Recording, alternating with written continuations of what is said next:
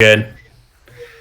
Yeah, if you can't tell, I'm on a different camera because I left my camera at my sister's place when I went to visit her. So I have my MacBook down here and then my desktop up here. Nice. I don't know how I'm going to do work tomorrow, so we'll see how that goes. Anyway,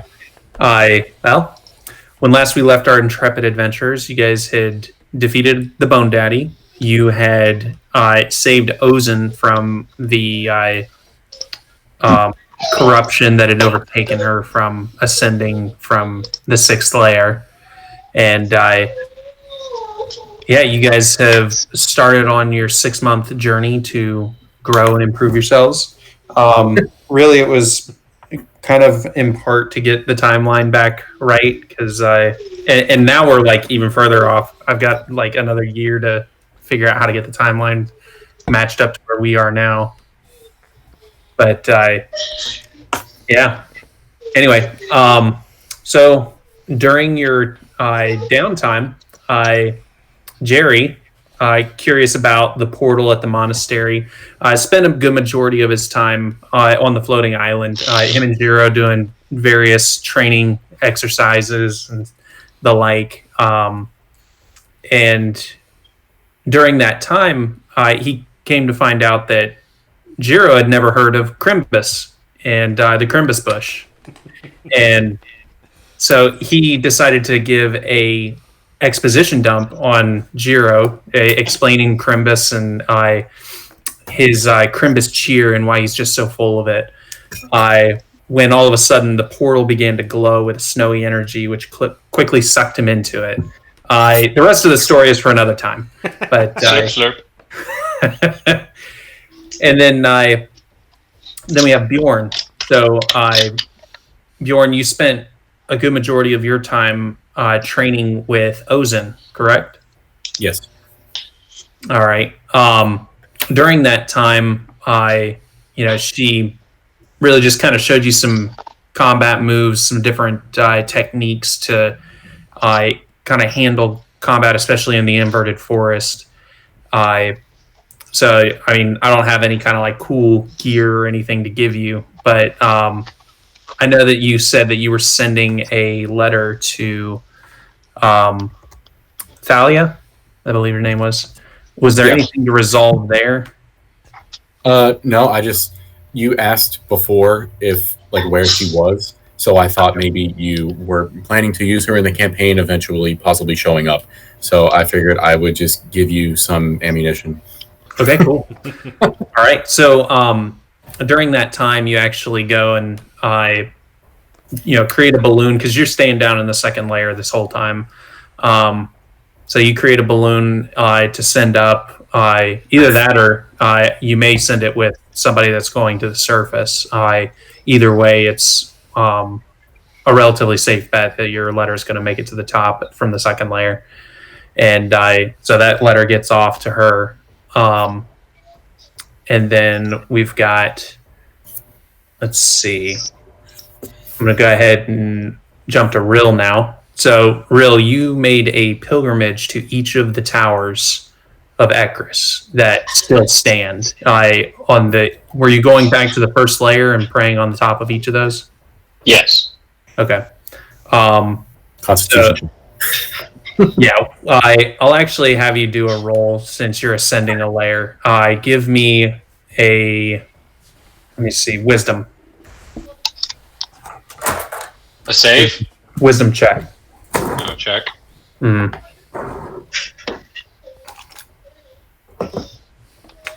That is 16. Okay, yeah, that's good. The 1st layer is not as hard. So you ascend back to the 1st layer, and go ahead and go to each of the 3 remaining towers. The 4th one was destroyed over time, and so when you're on your at the 1st one, go ahead and give me an investigation check as you arrive at the tower and start to kind of set up for your time of meditation.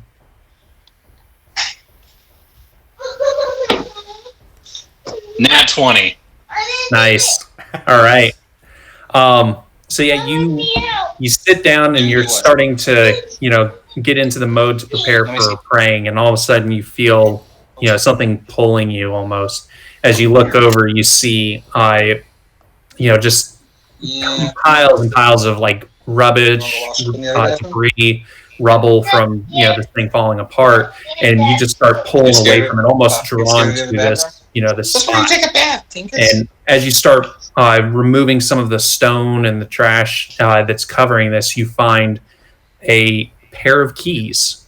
They are approximately 8 inches long, made of solid brass, and on the end of each of them is what appears to be kind of a dragon's head on the handle itself. On the sides of each of them is inscriptions and different runes and languages. You could probably decipher them, but we will address that later on. I just wanted to, give you this. I do know 9 languages. I can probably read it. Right. I feel like those are portal keys. So you've got these 2 keys. And so other than that, I wanted to go ahead and resolve the rest of your time at each of the towers. So let's see. You spend a lot of your time meditating and focusing on your orb. Tell me what happens to your orb. Like, as I'm meditating, I'm trying to strengthen my connection to this divine energy, try to get it as close to my being as possible. Right. He's effectively trying to not directly bond it to his soul, but to pair it with himself. Okay. Like stronger than an attunement, something that will always be a part of him. Right. So as you do that, you see the orb kind of like approaching around your chest and stuff. And it comes up to about your throat as it kind of gets a little bit smaller. And then you have this black band surround your neck as you now have a goth girl choker. Druid, man. Your orb has almost implanted itself in your body. Like it's not even an actual choker. It's just like, this band around your neck that's a little bit darker in color, but it definitely looks like a choker. Nice. No, if you don't want that, that's totally fine. It can just be like an amulet or something, but I just wanted to. But yeah, so Rill doesn't really get all the fancy appearances. Right. So if it does what he's trying to get it to do, he'll take it. Just give me a minute while I make an OnlyFans for Rill. Oh man. But yeah, so you definitely feel a stronger connection to this thing. It's not something that you can because it's like attached to you, not necessarily physically, but like to your soul almost. It can't leave your body, but you can move it around your body, have it take any shape or form that you wish. So if you wanted to look like a heart and put it over your heart, you could do that. If you wanted to make it look like a star and put it on your cheek, you could totally do that. Yo, just get there we go, teardrop. Face markings. So it's almost like, imagine a glowing tattoo that you can just kind of move wherever you want. That's what you got. I have a tattoo that glows and it grows. I'm worried about that. Mm-hmm. And that does have kind of an impact on your connection to Ekris. You've got a stronger tie to her and her well-being. So I guess suffice to say your fate is tied with her now. Yeah. And yeah, let's see what that goes. Oh, I need to see these. Okay.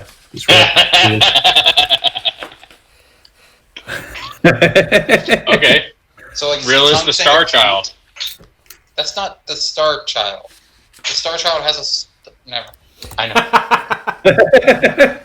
Oh, that's the Cat Man. No, my God.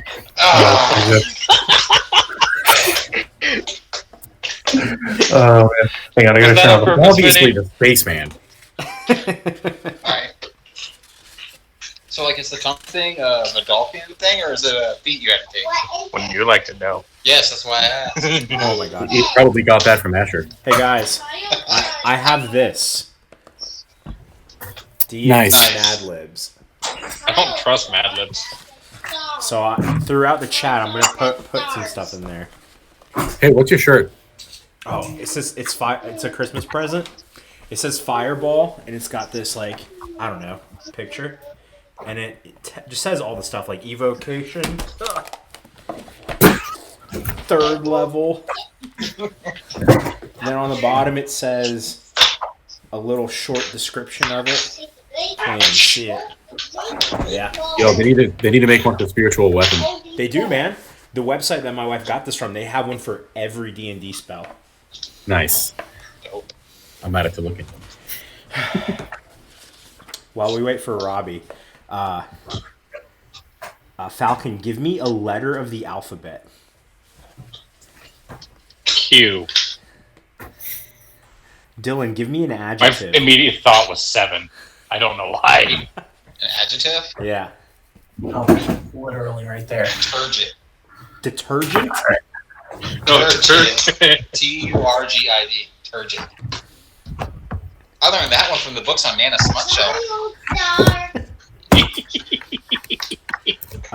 Curtis, give me a noun. A noun? Yeah. I get Andrew typing it, but you made me laugh. Detergent. Detergent.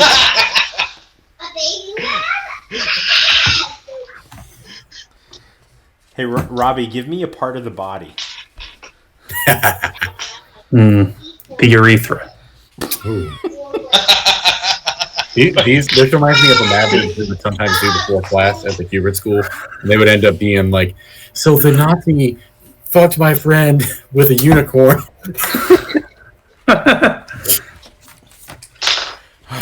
Oh, boy. Oh, it's in here. Good question. Distended, congested. Holy shit. That's a lot of adjectives. That's what turgid means. Oh, turgid. So we got turgent detergent. Bombastic. All In right, a tedious manner. Right? and then finally we've got. Or how close are you on your Mad Lib? Oh, I'm just going to do it. I'm going to a random thing Throughout. on Discord throughout the night. Okay, cool. Yeah. In that case, we finally have Asher. So Asher, you spent probably like half your time just straight doing push-ups, and that's it. Like just push-ups, and you got pretty decent at them. Like you could do at least 3 by the end of this. That tracks. I like searched, but I could not find this GIF on Discord. You know, in the extremely Goofy movie, where like Goofy starts doing push-ups, and there's like a book, and he like does a push-up, flips the page, does a push-up. That's what Asher's been doing. Okay. And the other times that you were not doing that, you were reading. Yes. I've built So, an inappropriate relationship with the librarian lady, who's All I right. believe was much older than I am. I I don't think gotcha. Asher has an appropriate relationship with anyone. Yeah, I think Olga was at least 3 times your age. You know, it never like flowered into anything. It was more just like lingering glances, you know, things like that. Yeah, just catching her eye a little bit longer than normal. Mhm. I see. So yeah, during that time, she sees you kind of leering at her, so she invites you into Quailish's office for a few romps here and there. But during that time, that's how you actually gain access to Quailish's office and can start reading through some of his documents and research notes. Yeah, turn that down. So during that time, you actually really hone in on the research notes that he did on Diangloin. I am just going to pronounce it like that. I don't know if that's correct. That's the the lost city that he's been obsessed with for years. And that's actually where he is believed to be now, based on reports from not only his research notes that you guys found, but also the report from the Bone Devil when you guys last spoke to him. So you believe that he is there, and I can post the spelling of this place later. But you find some documentation on where you believe the path might be to actually enter the city. And also you find that the city is safely guarded by a key. So the city itself is a place of great learning and mostly populated by scholars. Over the years, many scientific discoveries were made there by the drow that lived in that area. And so access to the city was safely guarded, and the only people that were allowed were those who were given a key to the city. And so there was obviously, more to it than just a simple key. He believes that there was some kind of either trap or test involved in being able to access the city. So the key isn't like a physical key. It's like it's the friends you made along the way type of thing, right? Give me a intelligence check. Just add my flat intelligence. Oh, that's a nat. First roll of the night, nat 1. You think, when you read key, you definitely think like, man, friendship is the key to everything. Are you not I thought intelligent? for Asher it would be tentacles. Listen, I have a +4. Jerry gives Asher a My Little Pony with 10. Oh.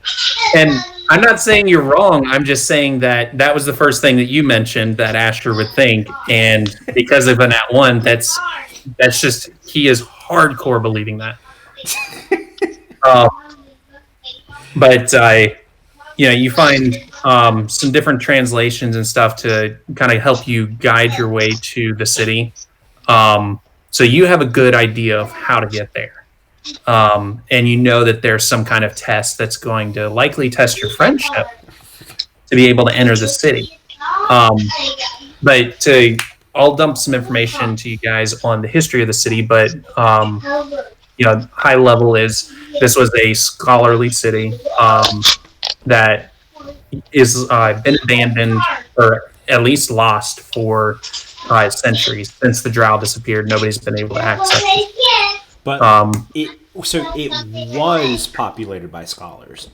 Yes. Okay. So I was thinking that there still were like scholars there now. Okay. Cool. Right. So it's the lost city, and so that's why Quaylith has been so adamant about finding it, because he himself is a scholarly man and a researcher. So he wants to tap into the knowledge that's been lost in this city. Cool. So yeah, with that, I guess I've got a couple more things I can give you, but I want to role play out Asher and Rill talking once you've got that key, that pair of keys that you have brought back. If you guys want to collaborate on those. So he has the physical keys, and I know that the key is like something more like a test. Right. So you know that there's some kind of test or something involved to actually access the city. Okay. Yeah. Quick thing: whenever Rill walks in to talk to Asher, he sees Bjorn there showing Asher the proper way to do a push-up, and the whole conversation he's just gonna keep doing push-ups the whole time. So yeah, Bjorn's in the background just doing push-ups like a madman. At this point, have I returned from training with Jira? Yeah, so you've returned filled with Christmas cheer, Crimbus cheer, and you have a fake Santa beard and a bag of Legos. And a suit that doesn't fit. Yes. All right. And to make push-ups harder for Asher, I occasionally use my Vigilant Guardian swap out when he's halfway through a push-up. And then I finish it for him. I'm not terribly strong, but I can do a push-up.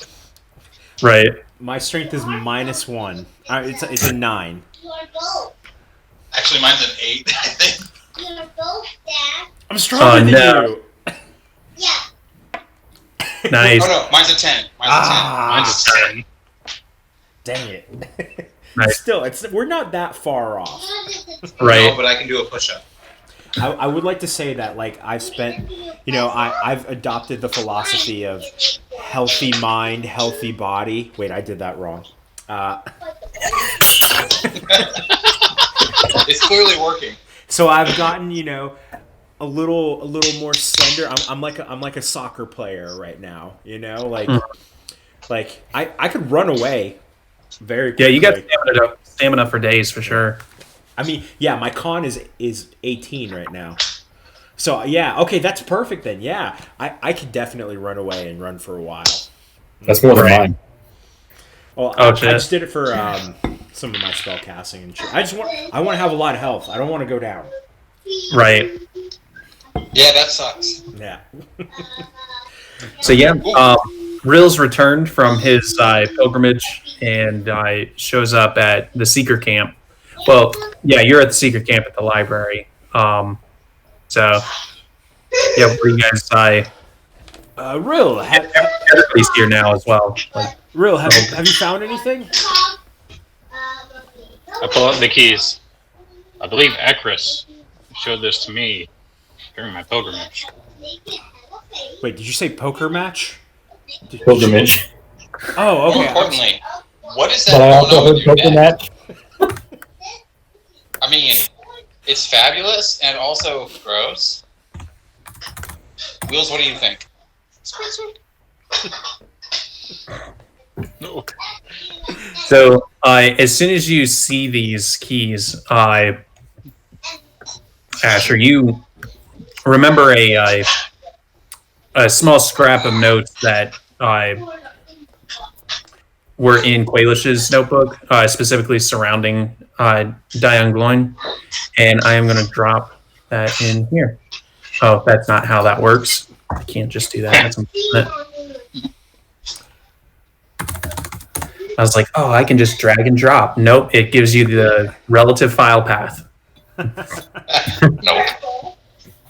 All right, I'm going to drag just the file in. Hey, that worked. Cool. Ooh, that is. Well, I've only seen a key like this once, and it was in Quailish's notes. I think this is the key to the city called Dong Loin, something like that. Yes, dong loins. Dong loins. I pipe up. That's Drow for penis region. Yes, that's the name of the city. You're correct there. Yes, I know that. If you can tell me how to pronounce that, I will start pronouncing it that way. Otherwise, it's now dong loins. I'm good with it. I feel like it's trying to say a name on the Key and Peele sketch where they do all the college football players. Yes. All right. Good. Well, yeah, it's a city, Dong Loin. Yes, penis region. That is correct. I saw that in his notes. He just wrote penis region in question mark around it. So strange. Give me a deception check. I heard they call it the Nethers. The Nethers. Yes. It's also called the City of Scholars and the City of Nethers. I saw that in the notes as well. The city of Nethers. That explains why it's the penis region. It's a 4 total. I gotta roll They my all ones make out. that shit up, but anyway. Yeah, so you look at this and you definitely remember this was related to the entrance of the city, but you also know that this was a particular type of key, a magic key that was developed by the Drow, and each of them are capable of opening various things throughout the abyss. So this may come in handy deeper down as you guys continue. But you don't. I mean, a lot of this is conjecture based off of Quailish's research. Rill, you've got. I mean, how much of the key can I read? So let's see. As you take a look at it, you notice. Give me both Asher and Rill. Give me a. What would that be? What kind of rolls do we got? I'm thinking. Not insight, maybe insight, investigation, or maybe just like a flat intelligence. Which ones are based on intelligence? History? Yeah, I could see history. Investigation. I got a +7 to both. Okay. I put +8 to history. Yeah, if you want to do history, history or investigation, either of those work. Dirty 20. Nice. Oh, hey, Asher. Give me a little bit of slap ass. Oh, you need guidance? I slap his ass and give him some guidance. All right. I always want guidance. Oh, thank you. It's a very crisp slap. Maggie walks in. I slap his ass. Thank you. That is a 26 for history. 26. Okay. Something about slap ass. Hey, I just got a hot chocolate. I'm living my best life. Yeah, that need a hot chocolate. Anyway, I will make one when we get a break. so both of you guys can tell that every inscription on this is encoded in some way. It requires a key of some sort, so like a 4 to 6 letter key that helps you decrypt the text that's on it, and each of them are in different languages. I know 9 languages. Oh, it's in the 6 you don't know. No, I mean they're all in languages that you guys either know or have the ability to translate. Figure out at least. Yeah, so it's not. It's just there's like, and based on the translations that you guys are seeing, you can guess that each line is dedicated to a different. It has a different key to it because they're not in the same pattern based on some of the investigation done. This seems like a crossword puzzle, and like where they like overlap, you circle that letter, and then it's like another code you have to do. You know? Right. Okay. So these are definitely like there's a lot of keys out there to help, or decryption keys to help decrypt what's on the key. Rill, I know one of the keys. One of the keys to unlock the code on this key is the friends we made along the way. Well, that How many rules letters me is out. friend? Hey Bjorn, if Yes. Rill and Asher try to sacrifice me so Asher can open the door, will you watch Wheels for me? What? If Rill and Asher try to sacrifice me so Asher can open the door, will you watch Wheels for me? I would never sacrifice you to open a door. There are wheels. Wheels would be furious. Okay, fine. If Asher tries to sacrifice me, I still want Wheels to live with Bjorn. No, Jerry, I wouldn't sacrifice you, but I would sacrifice Jerry 1 through 13, of course. Bjorn is going to put out his hand for Wheels, and if you give it to him, he's going to start petting him like Dude Man from what's the one where he's like he's got a big brother and he's slow and he kills animals when he kills them. Is that a Mice and Men? Mice and Men. I thought it was that, but I was like, no, that's a band. No, he's definitely going to start petting him that way, and you can respond to that how you think fit. Works for me. All right, I've got an idea. I'm gonna make a puppet, and it's gonna be the friend I made along the way. Yeah, well, friend is 6 letters, and the decryption keys are 4 to 6. When you attempt to decrypt it using friend as the key, you get bananas long. Banana. The monkeys. It's wrong. Oh, okay. Try melon. I was going to say that. So yeah, I think I mean that's basically got everything out of that. I think. I mean, if you guys want to try to decrypt it with other words, Rill. This seems Ekris like or Azazus? this seems like very valuable. You should tie a string around it so you don't lose it or anything. Put it on a keychain. Yes, a keychain. I find like a little piece of metal and I say, Bjorn, can you bend this with your bare hands, please? Bjorn channels divinity to turn that. I said, give it here. I'll make a keychain. Oh, yeah. That's actually fair. I say I make stuff all the time. There we go. One of the many long rests I didn't have to do anything for. I can now just tinker shit Right. as long as it's for flavor. Oh yeah. Hey, Vinny, did you see the quote of the week? I didn't see it. No, I can't. Hey, Don Day, I found The bathroom. Oh yeah, I found the bathroom. Who was it that said that? You. Oh, it was me.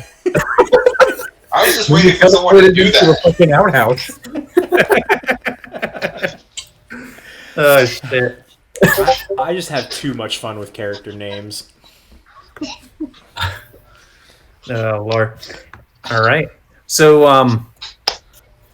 yeah, at this point, did you guys want to do anything while you're at the seeker camp? Get our weapons back. All right. Yeah. Oh yeah. Yeah, so you guys head over to Sindri, who was just working away. And as you walk up, he says, "Well, how's it going? Hey, Sindri. You look a little beefier. Yeah. I started running a lot. Running away mostly, but I can do 3 push-ups now. Look at those casts. Those are some great casts. No. Look up here. And I try and flex as hard as I can. But I Look at that. It doesn't go in anymore. I pull This a muscle progress. trying to flex. He takes his hammer and tosses it over to you. All right. Oh, I can lift this. Oh, heck. This is a lot lighter now. I move behind Asher and wild shape into a gorilla and flex behind him. Well, what's everyone looking at? Ah! Wait, so It'll be you better that way. can turn into a gorilla on demand?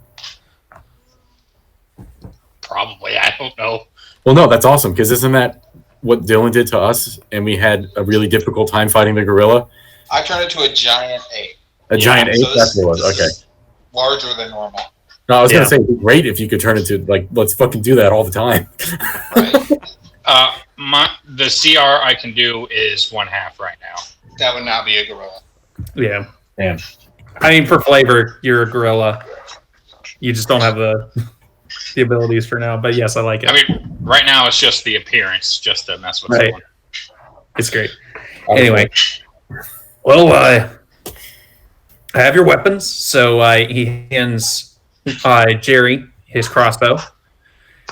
Be careful with that, son. It'll shoot your eye out. Falcon, you can wild shape into an Aarakocra. Wait, what?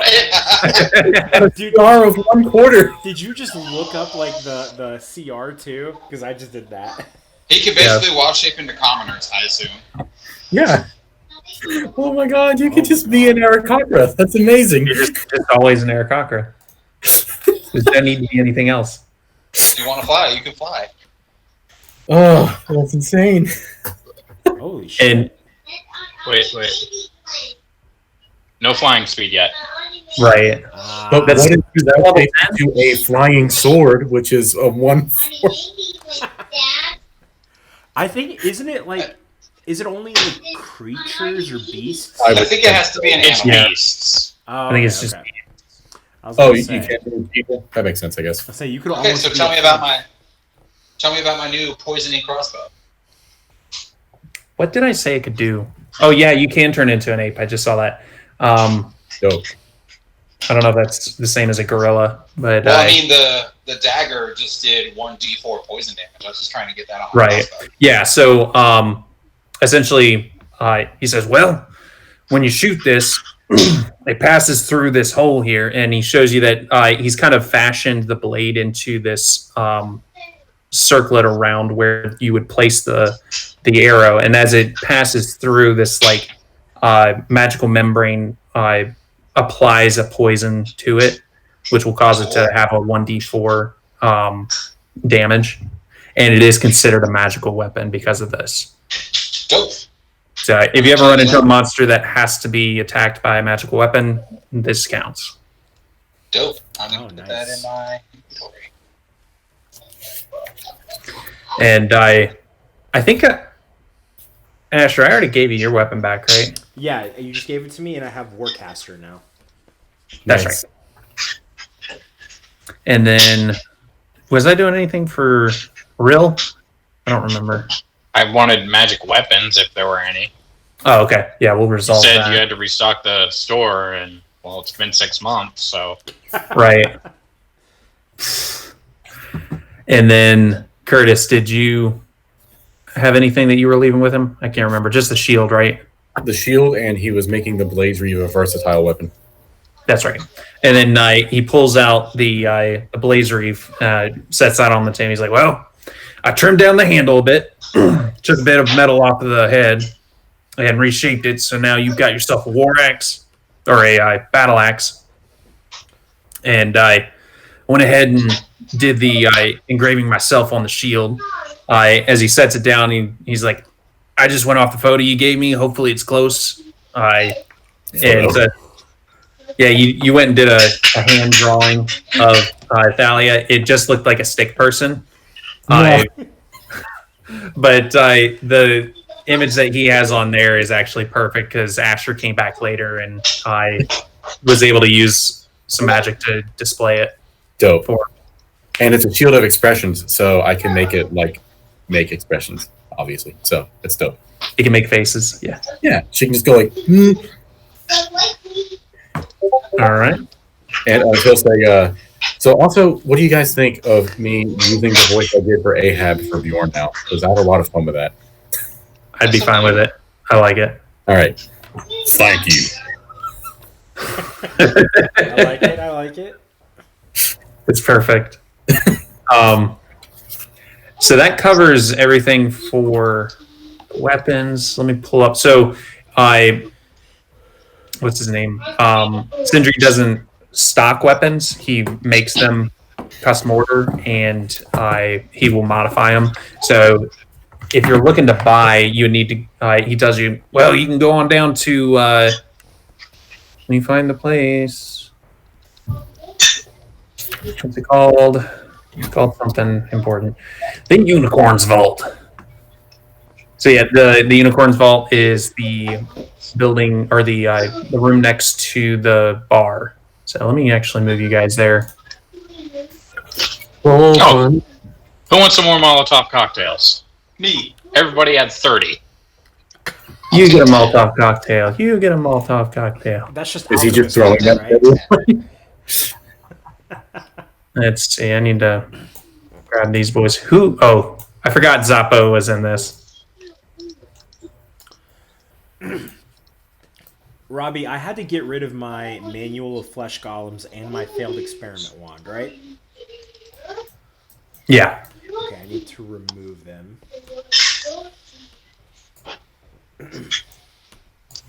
Am I Move Asher up. missing something, or is Bjorn gone? I moved him up to the shop. So the only person I don't... There's Jerry. Okay. Oh, there. him. Okay. All right, so everybody should be in the shop now.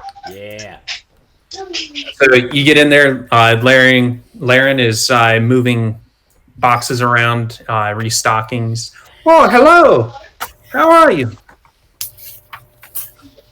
Good, Laren. And you? Oh, I'm well. We've got a few things coming in.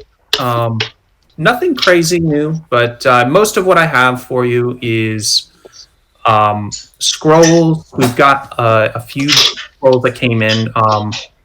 I'm selling them in bundles now because people don't like some of the boring ones, and so I have to move them somehow. So I've got a few groups of 3, a couple groups of 2. So they're not to be sold separately because I gotta get rid of them.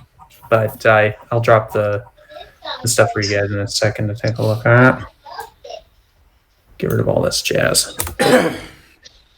Because I went and wrote like all of the prices so I could like add them up. And I Yo, don't Falcon, is there you now. can be a black bear, Nice. but not a brown bear, because apparently they're twice as challenging. Really? That's I right. mean, have you ever seen the difference? I don't know a grizzly bear. I guess that's what they mean by brown bear. Let's see. I think that's got all of it. Okay. Yeah, that's got all of it. I just need to preview, take a screenshot. I've like sold or traded a whole bunch of Molotov cocktails to the Got some adventurers for stuff. Oh, nice. Why will my thing not take a screenshot? I just need to take one screenshot, man. There we go. I got it.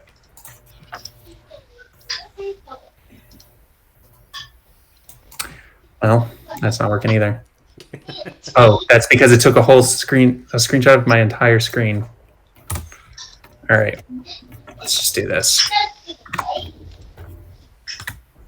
You could be a giant frog I am a giant frog. or a giant fire beetle. Yeah, I turned into a giant toad a while back. You could be a giant fire beetle. Like, I want to be a giant honey badger, but Robbie says the CR is too high. You can be a regular badger. Yeah, but honey badger. Wait, I think I had to give all my money away to make that thing. You did, and you also dipped into the group fund. Yep. You did. I have 4 gold. Wait, what CR can you do up to? It's 1/2, right? Right now, 1/2.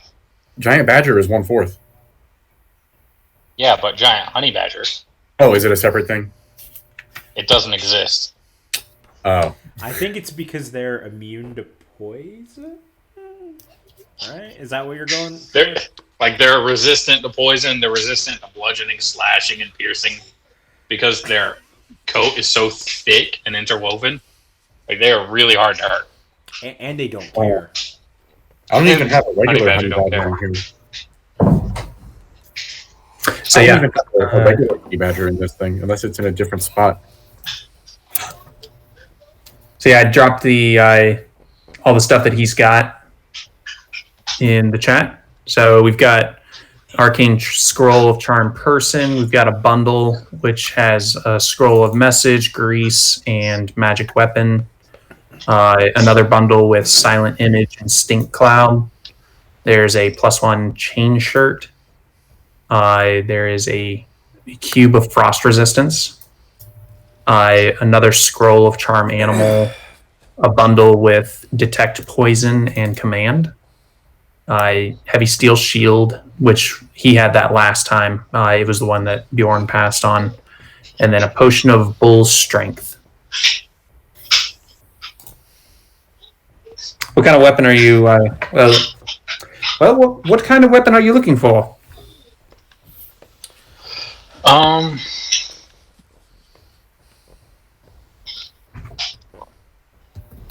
Right now, my best option at hitting is a dagger, but I have dagger, spear, whip, quarterstaff, and crossbow. Well, do you have any magic items? Sindri is pretty good at taking apart magic items and using their magic to create magic weapons.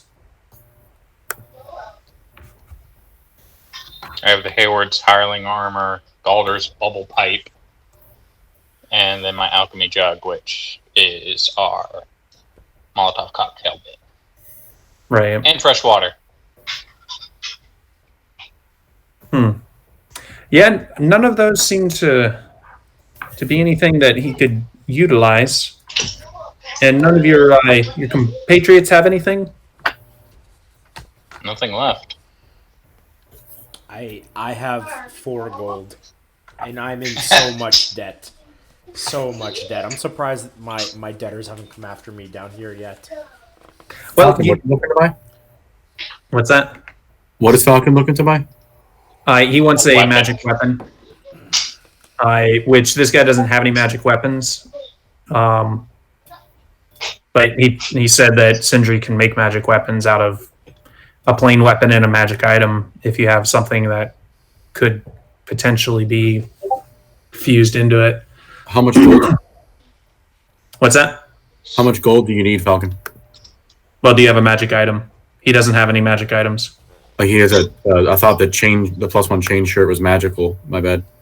Well, yeah, but well, is it? Well, The he higher- says +1 armor. I mean, it's a +1, wouldn't it? yeah, that's Okay. right.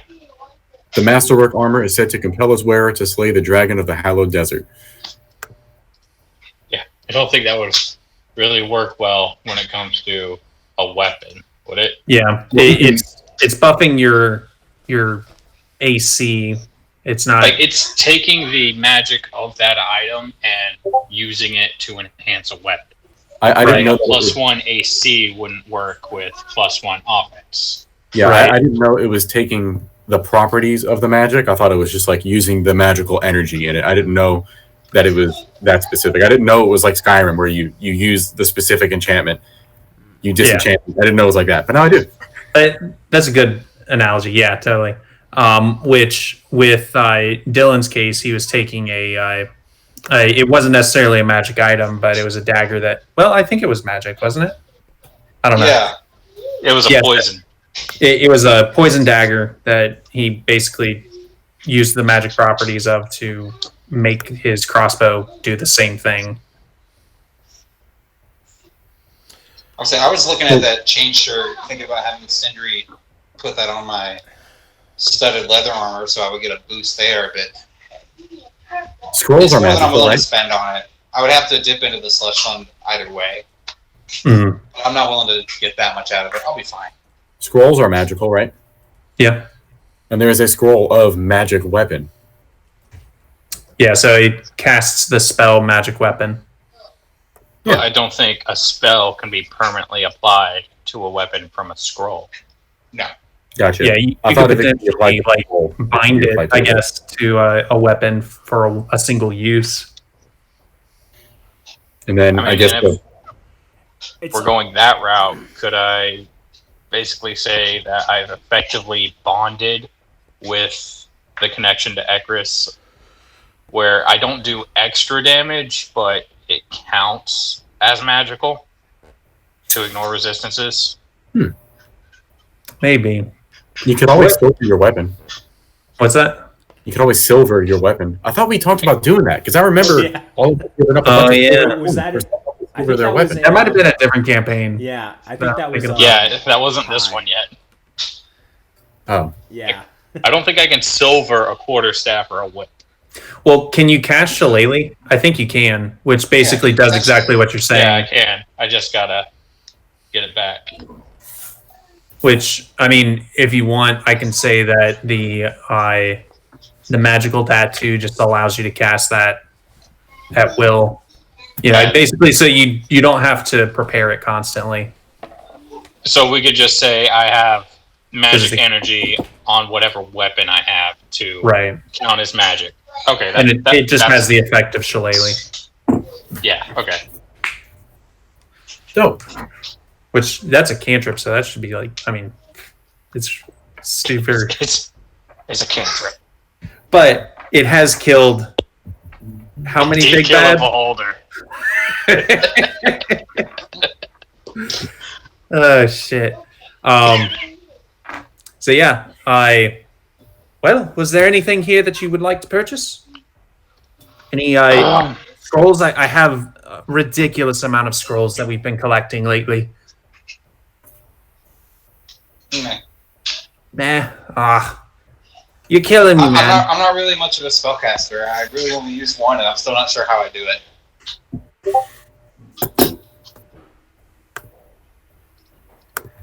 Well, in that case, let me know if there's anything else I can do for you. But yeah, he bids you adieu, and I guess we're just waiting on Asher to show you guys the way. Wait, do you have any cheese? I do, in fact. Yes, I have. I've got some Gouda. Let me see. What else do I have? I've got some sweet cheddar, some sharp cheddar. I've never had sweet cheddar before, which is surprising to me. But Do you have camembert?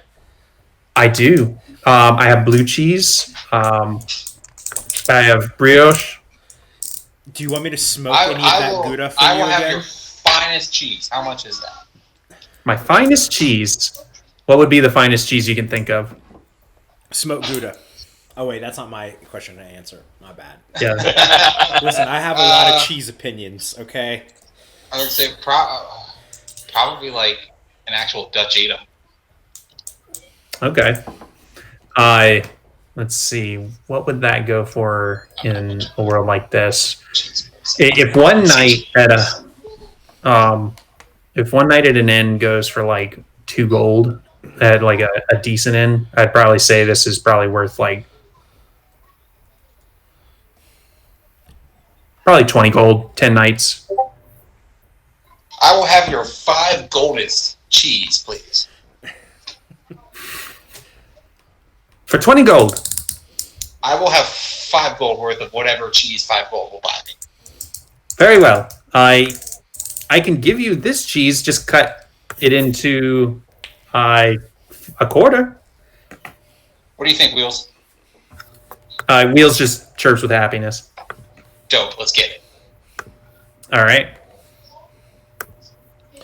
So yeah, you've got that, and yeah. So Asher, we're looking to you to guide the way. To what? To guide the way? Yeah, you know the way to Dong Loin. Dong Loin. Dong Loin. And just to be sure, it's in the second layer as well, right? Yes. So you convey to the rest of the party that Dong Loin's kind of an interesting part of the second layer because it is on the very outskirts of the second layer, so far outward, and the second layer is actually the widest layer of the abyss, because it goes all the way out underneath the ocean even. So when you guys get further and further out, you explain that the light is pretty much non-existent, so you're going to be in complete darkness. And when you get close to where the inverted forest meets the ground, the forest kind of intertwines with the ground, so you have forest coming from both sides. And the effects of the abyss are negligible that far out. So the closer you are to the center, the stronger the effects of the abyss. But when you're that far out, you can ascend and descend with very little issue. Oh, okay. That's cool. I like that. Thanks, buddy. Okay. And I relay that information onto everyone, and I say it's very far out. But the good news is that we're so far away from the center here that I don't think that we'll have to worry about any sicknesses from going up and down. But we are going to be right underneath the ocean, so don't go up. Got it. Yes. Remember when we did that in Minecraft once, Robbie? Yeah. We dug straight up, but we were under the ocean. Right. Dumbass. But it was really bad. It was in the frozen region too, so we're like, we'll just go all the way up, and then we hit ice. Yeah. I think I remember, or Mark went first, and he drowned. And as soon as I heard that, I turned back and went and got back in the cave. I was like, well, we're not getting out this way. Because we were lost, I think. We were completely lost. I died too, man. I have a spell called Continual Flame.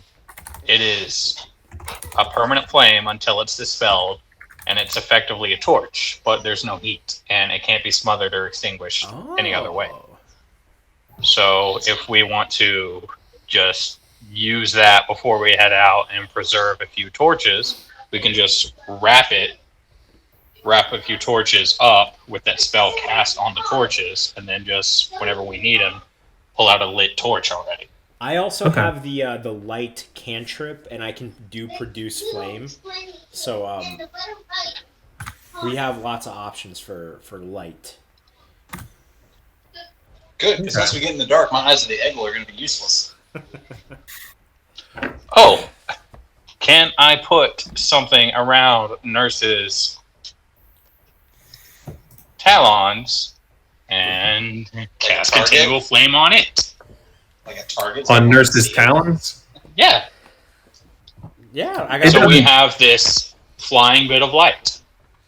And it doesn't damage. There is no heat. Right, so it doesn't damage the There's thing. no that's cast heat, and on. it doesn't need oxygen How long does it last? It's just until dispelled. Cool. Nice. Is it So, do you want a cantrip? flaming sword? It looks like a regular flame, but that's it. Okay. So you have a flaming bird just flying around. That's pretty cool. It's like How that long does time it I last? put a light on it and it flew into those zebra dog things. Right. How long does it last again? Until dispelled. Yeah. And Does it require concentration at all? I doubt it, but It didn't say. I mean, could you just put it on the head of the blaze reeve so it looks like it's always on fire? Sure, why not?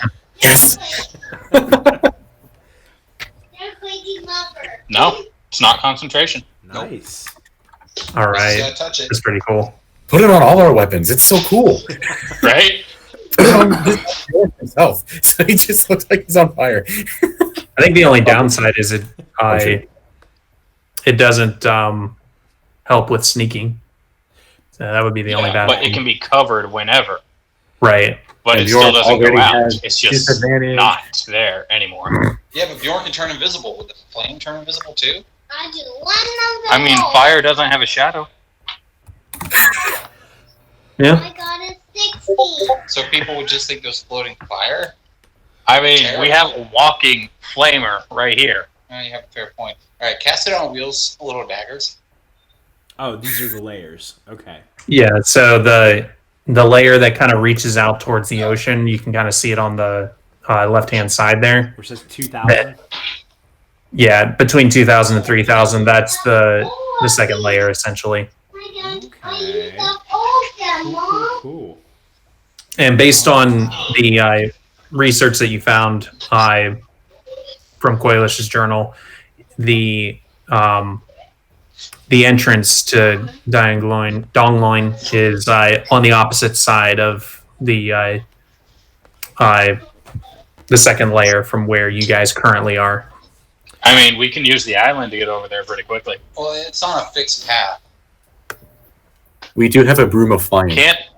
Can't Gearbox? Gearbox pilot it a bit?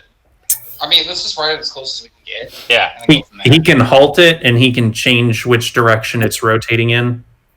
That's the extent of his abilities. He can't. It always stays on that fixed path. He can just kind of stop it and move it back and forth. And we'll just ride But it does go all the way as close as we can around, right?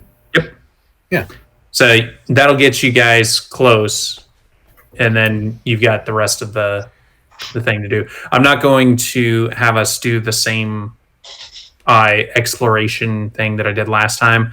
I was pulling from. Back at the camp.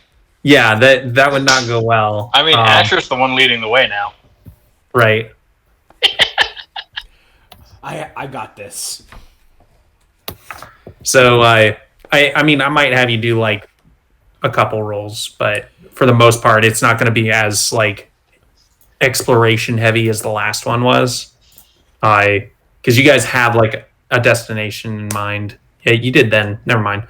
Anyway, Am I allowed to like take the journal with me so I can like reference it just in case? yep. Cool. So and one thing that you see when you look at the journal, the last line before the page was torn is I need to find that. Oh, I got rid of it, didn't I? No, here it is. So the last line that Quailish wrote is, I believe I've discovered how to unlock the entrance to Dongloin without the need of the keys. And then the rest of it's torn off. Damn Dick. it, Quailish. So I looks like he took that with him. But yeah, so with you leading the way, let's go ahead and get some rolls going. But you guys are going to go ahead and jump on the island, take that to the opposite side, and then jump off. Yeah. Yeah, that sounds a lot safer than just trying to go across the whole layer. Yeah, Right. I don't want to deal with snaky kitties again. Right. But more importantly, I don't want to get lost like that again. You guys That was have, not a good trek for Jerry. yeah. You guys have made the traversing of the second layer significantly easier for everybody. Just by having this floating island. Oh, Yeah, I'm good with that. you're welcome. I like say to the village as we leave. Yeah. So, Ozen's actually in the process of migrating everyone over onto the island, as it seems to be a safer place for everyone. They're rebuilding the seeker camp over there, and so when you guys hop on the island, Ozen's actually there and directing a lot of the people around to have them, build different buildings. They're working on the engines to the island to fix them and make sure that they're going to run for a good bit more time. Nice. And then I guess if Jerry spent most of his time on the floating island with Jiro, he's at least with the immediate areas around the path. Mm-hmm. And you've probably just been looking. Yeah, spotting all kinds of weird stuff. Yeah, hanging out with the brain. I see. Eggs. Oh yeah, the brains didn't like me. Yeah, they That really one didn't. Still thinks I'm an idiot. You kind of are. He's not wrong.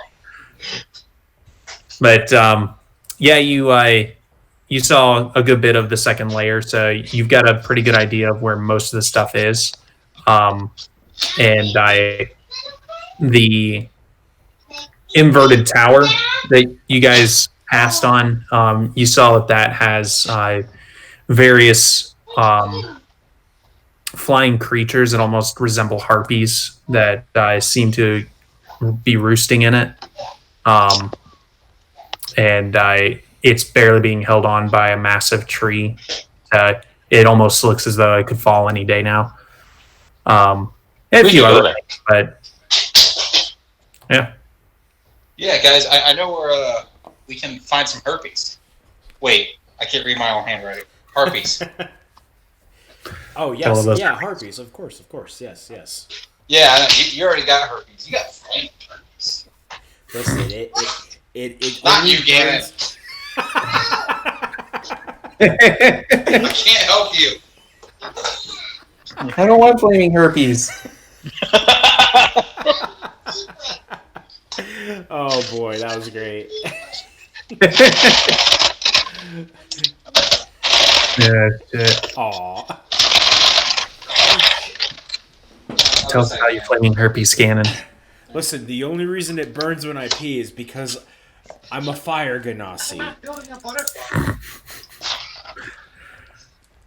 Jiro looks at you and says, "I don't believe anyone's buying that." It's a racial thing. You wouldn't get it, you human guy or elf guy. I forgot what he is. That's I've racist. I've heard what you've done with Olga, Okay, you got. and you got at least 3 things from her. You got to tell me what she told you, okay? Because she told me she didn't tell anybody. Oh, She she's didn't still say clean. anything. She drew pictures. She's really talented at drawing those pictures. Yeah, Like that copy of the inverted Kama Sutra, weird sex positions when you're in an upside down forest, she illustrated that. Oh, she Yeah, did Jiro's more like- than illustrate that. Yeah, she perfected it. Oh yeah. all right. So you guys, after about a day, you guys reach the opposite side of the second layer and go ahead and disembark on one of the floating things. I can't remember what it was. I think it was just a little skiff. Yeah. So had a little It was skiff there. that took you guys across. So there's another one. They've started to build different ports around the second layer to allow easy access. So you guys take the skiff across, hop off, and begin your trek into the forest. One dude tried fishing on one of these little docks. He got caught by a split jaw. You can still hear him screaming in the distance. Robbie, What a question. terrible way to go. Before we left, was it possible that my 4 gold got me just a normal ass machete? You could get a normal ass machete for like a single gold. Okay, cool. I am can't- I will buy you a machete if you need one. knowing Nope. that we were like going out into the forest. I am dressed a lot like Indiana Jones. But I was imagining the hunter from Jumanji with Is this like gonna be a sex thing? the hat Oh yeah. and like the tan clothes and everything. Yeah. You've got the And the you don't mustache. have an elephant gun, but you have your weapons, I guess, Yeah. and a machete. Oh, there you go, Curtis. Nice. And I'm just like chopping. I'm leading the way, so I'm like chopping like vines and leaves out of the way. I'm swinging the sword very poorly. Like I almost nick some of you guys. Like I swing too far back and I almost get Jerry. Can you clap your own ass to give yourself guidance? I do now. Do you think he's touching his ass to This do time it? he does hit Jerry. Yeah. He doesn't even cast guidance on himself. He just does it for the pleasure of it. Yeah. It's okay. Jerry's used to Asher flailing about wildly like a dumbass. All right. So- He's not reaching around to make himself better. No, but he wouldn't say no to a reach around. He is That's very sure. All right. Let's. So like Indiana Jones is a story book that I grew up, and I like got messed up. Instead of dressing like the he's out in the jungle Indiana Jones, I dressed up like the scholar Indiana Jones. Okay. Totally wrong outfit. Yeah. You got the You tweed. Watch a different part of the movie than everybody else. Yeah. He So read the whole book, but the professor was the part that he connected with most. He didn't care about the action hero archaeologist. He thought he was lame. Robbie, you gotta throw some snakes at us so that I can say the line. okay. Yeah, as you're trekking through the forest, you see a bunch of small snakes start to slither out of the trees. I go, snakes. I hate snakes. Doc, I hate They're like You living are tentacles. obsessed with tentacles. How do you hate snakes? Because it's only one disconnected tentacle. So if I make them into a withering mass, you would enjoy that. Yeah, I could get into that. All right, I start talking to the snakes. All right. Go ahead and give me a animal handling check. And then Asher will have to give an animal handling check. That is a 21. Fuck yes. All right. Yeah, they're like, well, hey, yeah, we'll get in a big old mass for you. You're like speaking parcel. That's normally how they mate. Yeah, so they like ball up into a giant mass and start rolling towards you, Asher. Mental note, if we ever run into a Medusa, conceal Asher's erection. I mean, something turns to stone. I've got red skin, but but I am blushing. All right. Yeah, you turn orange when you blush. Yeah, it's not as noticeable, but there is a distinct orangeness oh to my it. god! Yes, that's what's going through Asher's mind. Yeah, they're just curling all over you and wrapping around your legs and your arms. I just Vinny, do you remember how Indiana Jones deals with snakes in Raiders of the Lost Ark when he's trapped in that tomb with Marion? Do you remember what he Yep. does? I forgot. Fire. Fire. He sets Right? them on fire. You fucking fire Genasi. Just fucking do it. I'm like, okay, this is too much for me right now, and I like produce flame and And yeah, that's the they sound. catch flame because they have literally like 1 hit point, so they're dead. You did it. okay, guys, I'm sorry for that little break there. I'm ready to go now. You guys are Yeah, literally those are still snakes. standing on the dock with the skiff right behind you. You guys Yeah, haven't even stop. entered the forest. Bjorn asks, "You have that Indiana Jones book with you?" Well, yeah, it's my spell book actually. Take it out. So I can't read it then. My spells are just like written in the margins. Can I borrow it? Yeah, you can read it. Yeah, go ahead. I don't need it right now. I've got. All right, I just want Bjorn to canonically have the same favorite movie, or in this case, book, as me. So, Okay. Nice. When he hands you the book, you see that it is Indiana Jones and the Crystal Skull. No. I drop it into the abyss.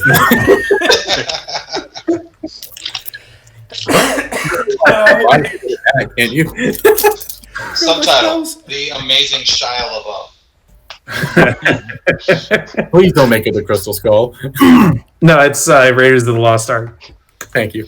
So I would rather it be young Indiana Jones than the Crystal Skull. Lady only here because she humping director. That's Temple of Doom. All right. So yeah, Asher, go ahead and give me an investigation check. I'm going to use investigation for your skill since it's intelligence based, and you're trying to use the map that you've made based off of the research. Oh god, I thought that was a nat 1, but it's a 7. So that's 14. Okay, that's enough. I'm just going to make the DC like 10 because you have literally a map. So as long as you roll above a 10. So the first day you guys make it, based on the trajectory that you've been on, you think that you guys can probably make it within 4 days. So there will be 4 rolls, Nice. 3 more now. So first day goes relatively uneventful. Let me do a quick roll. Oh, I gather up the snakes for their skin so I can make more snake skin leather. Nice. All right. Oh, there you Yeah, go. you got that. Okay, Chris. Nice. Okay. How did Bjorn sneak that off of Rill? Oh, was he carrying Asher's tools this time? No, I have a whip. Oh, In Asher's tools, it's not a whip, it's a cat of nine tails. Yeah, I see you like starting to pull it out, and I get nervous. Like, how did he get that? Oh, it's just a regular whip. Okay. don't worry, I'll hold Asher that has one one to sort of Asher. like that. So yeah, you guys settle in for the first night. Nothing seems to happen. So yeah, we'll move on to the next day. Go ahead and give me another investigation check. 13, so dirty 20. Nice. All right. Let me check and see. Okay, nothing happened the second day, so you guys make it safely. You're about the halfway point, and at this point, you can actually see the lower canopy below you through the upper canopy, and it's getting to the point to where it's hard to tell day from night, as the change in brightness is very small. I got 15. Damn, Yeah, if you only guys- we had the robot who always knew what time it was. Oh, Yeah, I know, right? You have to lose. And who has night vision or dark vision? Go. Right here. I do. So You just have 16. our flamey boy. Try think so. again, you can lose. Mine are in shades of red. That's wrong. You win again. Okay. It's my turn. Like, I could cast the spell, but it doesn't last that long. I have Right, a sword. and then I you've got lose. the flames or the eternal Our flame. little I got torches, yeah. 10. So go ahead and give me another one real quick. Investigation? Yep. Nat 20. Look, I rolled it Nice. on Now you got my you dice lose. thing. You Okay. lose. Oh shit. All right. I like it. Now you lose. My mouse pad, yeah. Now you got All right. this one. Let's see. Damn So it. as you guys move along, from what you can guess, you say it's probably about midday, but it's almost completely dark. You guys can barely see anything, and at this point, you guys have gotten low enough to where the two forests have kind of combined. So there's this weird combination of canopies where there's one canopy above the other, and you guys have gone ahead and dropped down to the actual ground. So you're on the ground for the first time in months for most of you. And so you come to this area where it's a very clear path moving forward. It doesn't seem like it's been traveled in a very long time, but as you kind of look, you can see where it almost looks like there was some kind of cobblestone there before that's slowly being grown over and taken over by the vegetation around you. So let me see. I need to do some rolls real quick. As we're running along through the jungle, Bjorn makes a comment. He says, "Y'all gotta slow down. We Goliaths are natural sprinters. We're wasted on cross country." Oh, Nice. Yes, Bjorn, of course. I was going too fast. It was the training I did in my 6 months. I'm so sorry. Yeah, Jerry's still in the trees. It's been so long since he was on ground that wasn't also moving. He's just more comfortable in the trees now. Okay. I can Jerry, dig it. what do your egg eyes see? Oh! So Bjorn has. And Jerry's What's swings everybody's around on passive perception? Oh, 21. Yeah, so 19. he sees it. Just kidding. 14. 13. I was 16. Oh, sorry, 23 now. I forgot. It went up when we leveled up. Oh, wait, I was wrong. Mine is 10. Oof. Okay, so we got 10, 13, 16, and 23. 23, yeah. Ooh. So I at the very least have a chance to roll almost everything. Okay, so it looks like Jerry, as you're kind of climbing through the trees up in the upper canopy, you happen to catch a glimpse of something. You're not really sure what, but something seems off about this area. Go ahead and give me a perception or investigation check, whichever you prefer. Perception, because, I'm really good at that. Is it going to rely on sight? Yes, so you have advantage. Sweet, because there's still light. All right. First one was a 24, so we'll see if I can beat that. Second one was a 23. Okay, let's see. All right. Shit, I rolled a 22. All right, so right about I love here, that plus 8. Jerry, you happen to see what looks like a vine kind of moving through the trees around it. So, it kind of seems to be connected some way in this area here. But all of it seems to be centered right here. What do you want to do? I immediately drop down and point this out to the boys. And I'm like, hey, Rill, remember what happened last time a vine came at you? Yeah, I didn't like that. Yeah, don't go over there. I don't think it'll get better this time. Well, what were you saying? Like you were stuck saying something for like 3 days? Oh, yeah, what was that? Speak! Yeah, he had Scald's disease.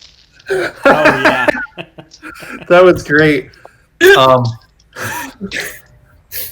So you guys can move through the rest of the forest around here, and just treat it as difficult terrain. Lame. Yeah, what do we want to do? That halves movement speed, correct? Yeah, so you'll be half your movement speed. Okay. All right. I'm going to roll for investigation. I got a 18 to see if there's anything else out there. Okay. Robbie, I didn't see the circle pop up. Where were the vines or the thing coming from? So it's centered right here. Oh, okay, I see it there. But it's Jerry noticed stuff all over in this area. Okay. So Jerry, you see a group of about 3 small kind of plump animals that look like rabbits. You've seen a lot of them in this area. You know them to be called Neritantan, and they come charging in from over here as they're heading this way. And as you see them running this way, you kind of notice that there's a very strong, sweet odor coming from this area here, which you assume is probably what's attracting them. And as soon as they get to this area here, you see the ground just open up as these vines come and reach out of it, grab each of these things, and pull it down into the ground, disappear as it covers itself back up and almost seems to be completely indistinguishable from the rest of the ground. I go have right back an into the idea. tree. Jungle Sarlacc. I have an idea. we can take the grapple cannon and we can shoot that tree there, and it's the one I'm currently doing my mouth on. And we can all pull on it and yank it down and cover up the vines. Well, a shot. Yeah, I think it's a good idea. It's the hat. That's cool, Gannon. You can either eat it or you can talk about it. Okay. Since it's dark, would Bjorn need like some help aiming? Well, we've got our fire bird and our torches and our axes. Yeah, I was gonna say I can fly Nurse 7 over to like perch on the tree. That way There you you go. can like see some light and you know where to aim at. If it was Yeah. dark, I don't know if it is or not. Yeah, you're at like dim light right now, so it's pretty hard to see. Like based on the path you guys have been on, tomorrow it's going to be complete darkness. Today you're at very like dim light. Which I can't remember what what it is for seeing. I could use fairy fire up to this far away, and it will outline any creatures. Oh. Ooh. Or if I could figure out exactly where the creature is, I could cast a moonbeam, and it would outline it entirely in a ghostly fire. Nice. I think fairy fire is probably more useful right now. Like, does it stay like where you cast it? Like, do you basically cast it and it's 60 feet around you? Is that how it works? Fairy fire is a 20-foot cube within range. It outlines objects, Okay. creatures. They shed a dim light and a 10-foot radius. Okay. And any attack roll against those creatures has advantage, Ooh. and the creature cannot be invisible. Ooh. Don't use it on Bjorn. Moonbeam is when a creature enters the spell's area or starts its turn there, it is engulfed in ghostly flames. Must make a Constitution saving throw. It takes 2d10 radiant on a failed save. Shape changers make the throw at disadvantage and revert to their original form until they leave the spell light. And on each turn, I can move the moonbeam up to 60 feet.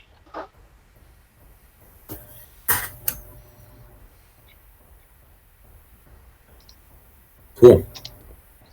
I don't know if we need it Those yet. are concentration for a minute.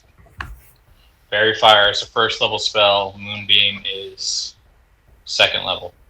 I think if we can pull the tree down, it would be a good idea to pop that right at the tree so that we can see for the next 20 feet in front of it if there's anything there waiting for us. I'm going to go ahead and tie a rope around myself and to Bjorn, so if something grabs me, it's not going anywhere because Bjorn will be there. Unless the rope is stronger. Oh, Bjorn it's strong enough. Bjorn doesn't need the grapple shoes. He's just Bjorn. Well, I'm gonna get the grapple cannon lined up. It has a 40-foot range, so let's see. 5, 10, 15, 20, 25, 30, 35. Okay, I only need to move up one square. Dope. All right, I'll line up the cannon and I guess just make an attack roll. All right. Yeah. I mean, Go ahead and do that. Oh, shit. D&D Beyond refreshed. Hang on, I gotta pull my character sheet again. Ugh. And Nurse is like illuminating the way, right? Illuminating the tree, I think. Yeah. So Nurse comes over here. It's resting on top of the tree. That way, Bjorn knows where to aim it at. Okay. Okay. That. Does a 17 hit Nurse? Holy shit! I forgot what its stats. No. Yeah, it does. It's Nurse. It's definitely going to hit Nurse. I'm pretty No. sure.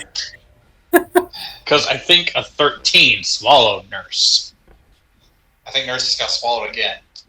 Oh wait, We are not pouring a potion in that. We don't have a potion. It has I have the one. stats of a crow. Oh, yeah, you have enough. I have one left. Should I roll to hit on this tree real quick? Like, we know where it is. Yeah, its AC is 12. Its hit point is 1.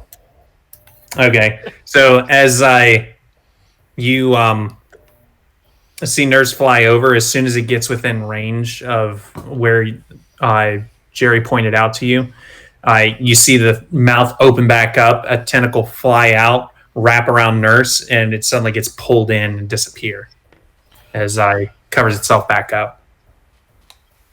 That's one of the hottest things I've ever seen. If it weren't so sad. And No, then I have an idea. I think if we shoot this thing, it's gonna eat the grapple cannon. I have an idea. So I'm going to Moonbeam. pull out a Molotov cocktail, Ooh. and I'm going to hold some of that nice cheese over by Asher so it melts, and cover the Molotov cocktail in it. Nice. And then I'm going to throw it that way. Are you sure you want to waste all that good cheese, Jerry? Wheels is going to be I'll be devastated. fine. I have what? No, I have more. Okay. all right, so tell me what's happening. So I'm basically just throwing a Molotov cocktail covered in melted cheese over there. It's bait. I'm throwing bait. It's a Okay. bait bomb. Throwing it about and where at over here. I'm throwing it wherever I saw the thing. Okay. So how much damage does a Molotov cocktail do? Well, it's like Alchemist Fire, so it'd be 1d4 at the start of each of its turns. Until it puts itself out. Right. The dexterity check of 10, which I don't know how dexterous something that's living on the ground is going to be. So I think the odds are pretty decent. Right. So give me a attack roll just to see if you get it in this Just area. flat or Whatever throwing capabilities you have. If you have a javelin or something, it would be the same as what a javelin does. okay. I had daggers and I could throw those. Yeah.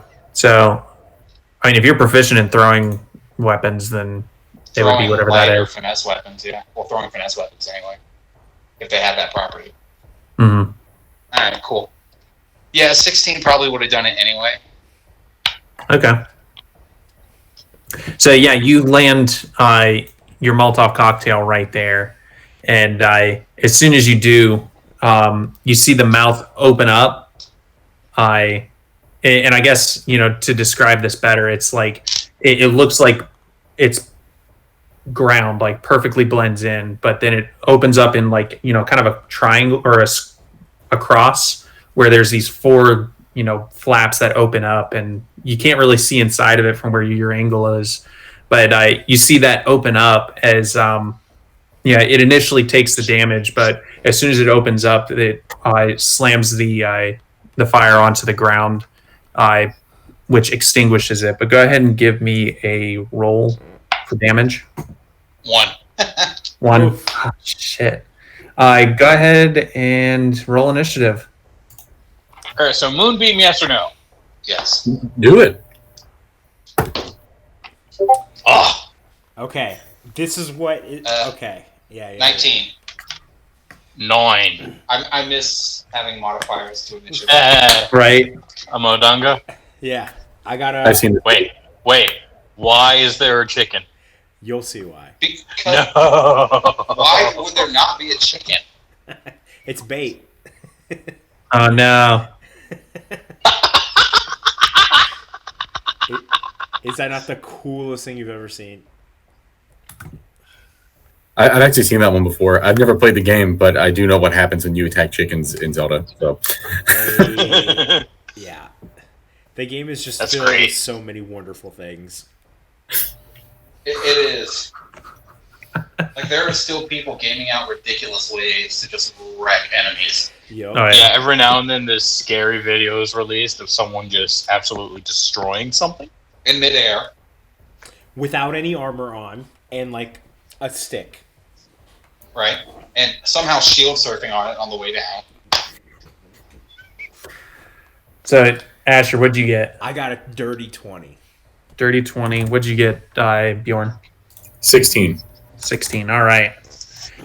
So we did 1 point of damage to the boy. And let's Better see. than none. So Asher, you're going to be up first, and Rill, if you want to go ahead and give me a nature check, you might recognize what this thing is. Evil. Yes, it That's is. a Evil. 13. You only get the name of it. You don't get anything else. So What's the name? it is known as an amakagame, but many people in this area refer to it as a corpse flower. Oh, that's cool. Nice. Well, All right. I'm going, and this is difficult terrain, right? So. Yeah, if you're on the path, it's normal terrain. But if you're if you're in the woods in any way, then that's going to be difficult. Okay, so then this is 5, 10, 15, right? No difficult terrain there. Robbie, if I'm proficient in nature, could I roll to see if I might know any weaknesses of it, or is that not something that we could find out?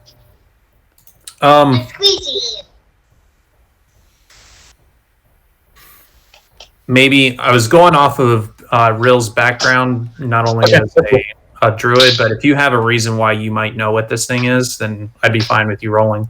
Bjorn's whole thing was that when he was outcast, he kind of lived out in the wilds, and he's basically, as a totem warrior, he's basically has an animal spirit living in him. There's too many dishes in there. So I thought he might, if not, because I also don't want to step on toes of, I don't want to be the second druid, because I don't want to be a dick. I'm not going to do that if Rill appreciates knowledge. He doesn't care where it comes from. Right. Cool. Yeah, I'd be cool with it. Awesome. Only because I'm proficient is why I'm asking. Otherwise, I wouldn't be asking. Right. Dirty 20. Dirty 20? Okay. Almost a dirty 12, but it rolled in a favorable way. So what you know about this thing is it has no resistances and it has no vulnerabilities. All right, I will take that information and say, try to hit it in the neck. Where's the neck? Same place it was on the Odiag. But based on Advice for everything. I didn't do based any on what damage to you've you. done or what you've run into before, you've heard of a corpse flower before, and they're basically just these giant stomachs that go around and consume literally anything they can get a hold of, and they use the bodies of the dead to thrive. So they're more often found near large battle scenes, where there's been tons of dead bodies laying around. But this one is certainly bigger and scarier than any you've ever heard of. Okay. So Robbie, Do I know if they can move throughout the ground, or do I know if it's stationary? They can move. They have a speed. Fuck that. And Robbie, am I within line of sight of it, or is that tree in the way? Yeah, you're in the line of sight. Okay. Oh no! We lost Bjorn. Yeah, where's our boy? He was starting to break up a little bit, so he's closer to the bottom of the list, so we should be fine. Okay, cool. I'm gonna do. Oh my god. All right. Well, I rolled Scorching Ray, which is 3 rays. I roll for each one. Looks like 2 of them hit, right? Unless a 9 hits, which I doubt it. Yes. Wait, a 9 hits? No, it doesn't. You've got 2. Okay. 2 hits. Cool. So that's 4d6. Then I will roll right here. And this is going to be all fire damage, baby. All right. That's going to be 13 fire damage. 13. Yep. Not that. I mean, it's whatever. It's all good. Okay. And I have. Then use the soap. I'm going to move back 1 spot. That's my turn. I gotcha. I can dig it. Let's see.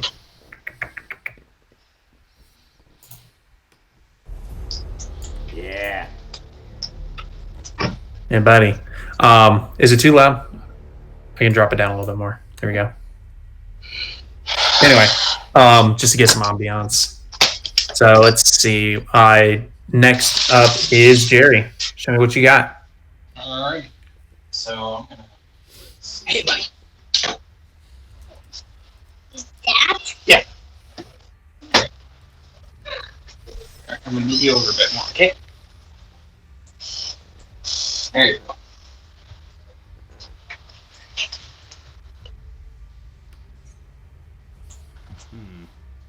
Now rub your hands really good.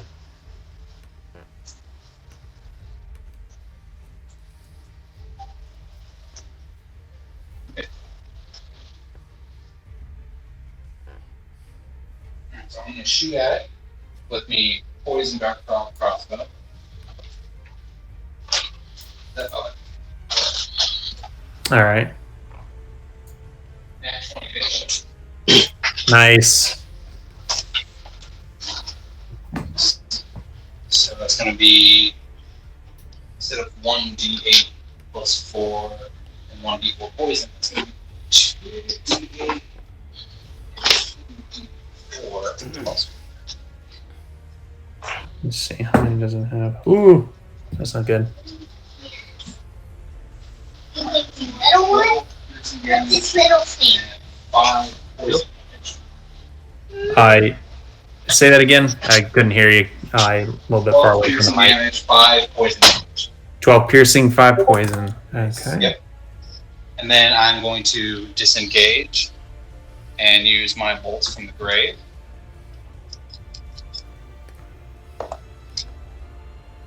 Is a 14 gonna hit? Yes, meets it, beats it. Dope. Nice. Alright. So it's going to take. Let's see. 6. It's 4. It's going to take 15 necrotic. Okay. This one's gotta be love you. And as part of disengaging, scoop. And that's gonna All right. Next up is the corpse flower. The camera's stuck up water. Guys, Curtis said that like the link wasn't working for him, Stuck up so we water. might have to like. We'll see when he restarts his computer. We Stuck might have up to water. close out of this meet and then join One a of new the one cameras got stuck or something. Right. filled with water. Actually, let me double check the range. Actually, I'm going to have him stay back right here. And, Oof. all right. So that's where he's going to stop movement. So first one is going to come at you, Asher. Camera apart. It's stuck together. Let's as see. glue. Asher does a 23 hit. Oh my god, it does, but I'm gonna Wait. use my Wait, Warden wait, Flare as a reaction. Wait. It now I like burst with light, and it now rolls with disadvantage against me. I believe it's only on No. this attack. Wait, Um, before I do that, can it be blinded? It is immune to being blinded. Then never mind that 23 just hits. Yeah, so I don't know if that would be information you would know. So You want me to go I ahead think and you would just have. use it? Yeah, I think you would have cast that That's spell. fair. That's fair. Because Bjorn didn't have that information, and you wouldn't have. Let's see. So yeah, as you cast that, it doesn't seem to affect him at all. He's able to continue his attack without any issue. So you see a couple of tentacles come out and attack you. You're gonna take Open it. You still want to 9 bludgeoning damage off the top, and go ahead and give me a Constitution saving throw. Oh, I'm good at that. Okay. DC 16. So it's not terrible. Okay, I have a +4 to that. Let me go ahead and roll it here. There's a middle one. And the little one. So I get a +4 to whatever this is. Oh no. Works. You Oof. open it. That's a All right. 13. It still works. So you're going to take Owie zowie. We're cutting. 11 poison damage as well. Ouch. All right. Perfect timing. You're about to get hit. back. All right. That was weird. Sorry about that. You're good, man. You're good, man. Oh, it does move. All right. That's what I wanted to know. Yeah. So, Shit. yeah, you're back perfect time because you're about to get slapped. Oh. Does a Do I have time 19 to hit? rage, or has it been my turn yet? It hasn't been your turn yet. Okay. Does a 19 hit? Oh, what? 19. You're funny. Uh-oh. Did he freeze again? Yeah, beats it. I don't know how I'm going to be here. Y'all froze. Oh, okay. So, let's see. And give me a Constitution saving throw.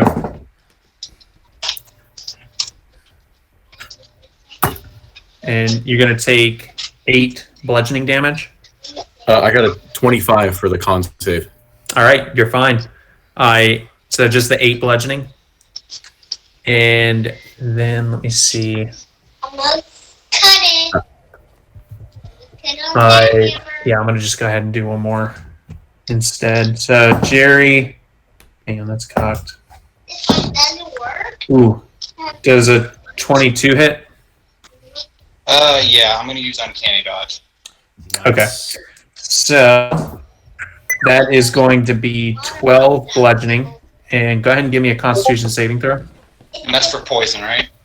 Still works. Yeah, the It con is still for works. poison damage. It does still work. Okay.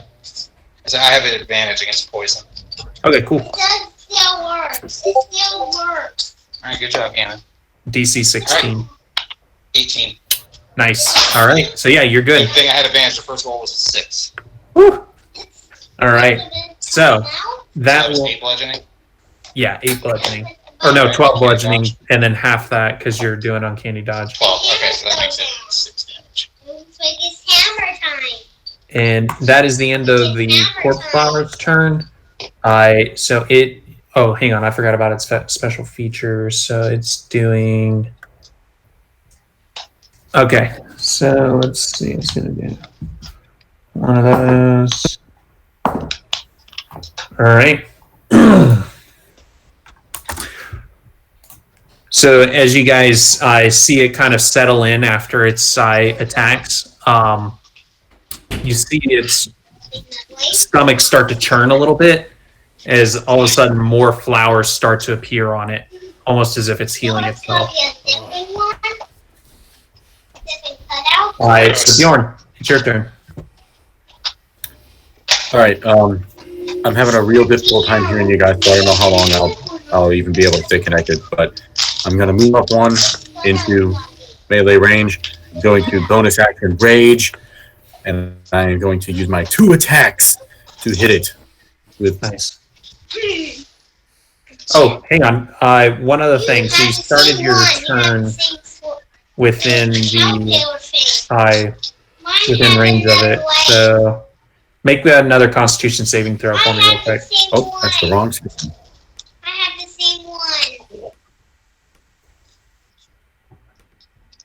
Yeah, Bjorn, can you go ahead and give me another con save real quick?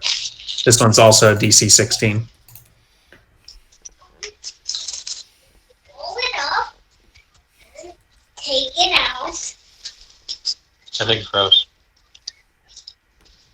Let's Roll it back. we might want to switch to Discord and see if that works any better for him. That's cool. Yeah. Okay. All right. It's Let's see.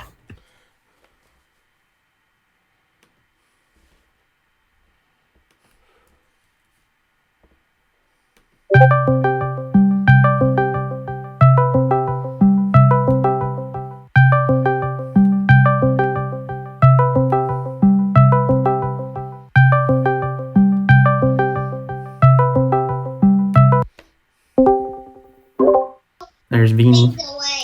Can you hear me? Vinny. Can you hear me? There's our other boy.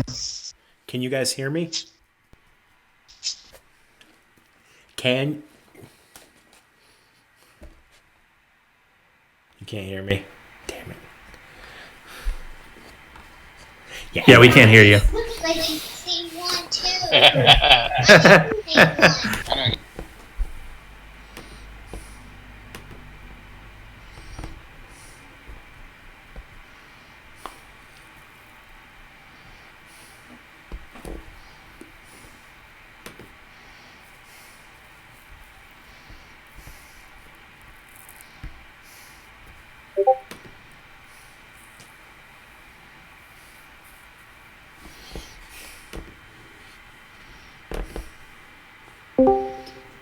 His second save was a 24. Okay, you can hear me, right? There it is. Yes. Okay. That's so weird, man. It only works on the app. Probably. Okay. Yeah.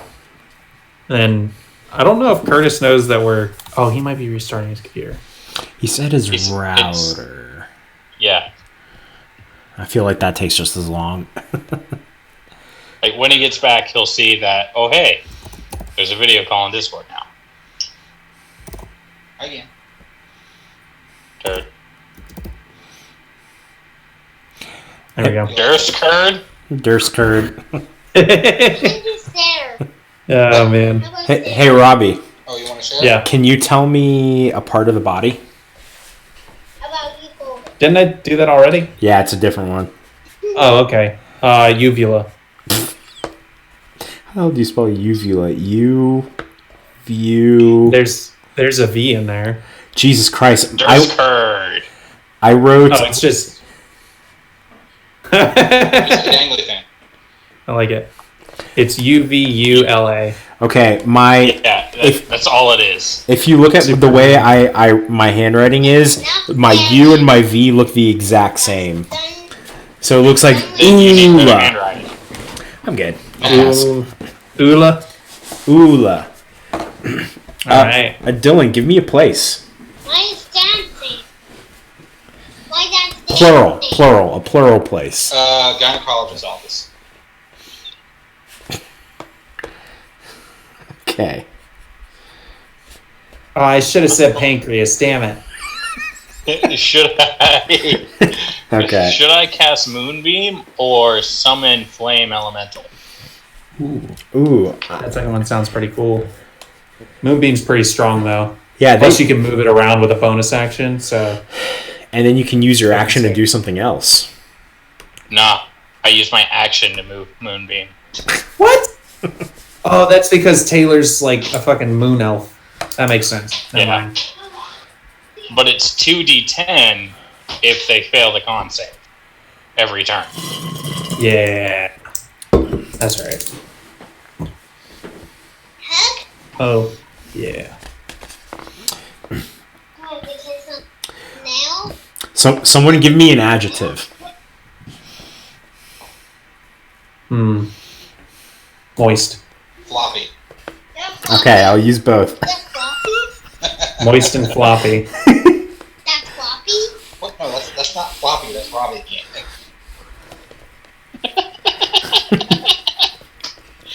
Okay, he's a little floppy. Give me an animal. Giraffe. Turduck. Giraffe? You say You're a giraffe. turduck? You're a giraffe. I think you said with turtle a or something. long neck. I was going to say turducken, but that's a food. Turducken. Oops. There's our boy. I hear a boy.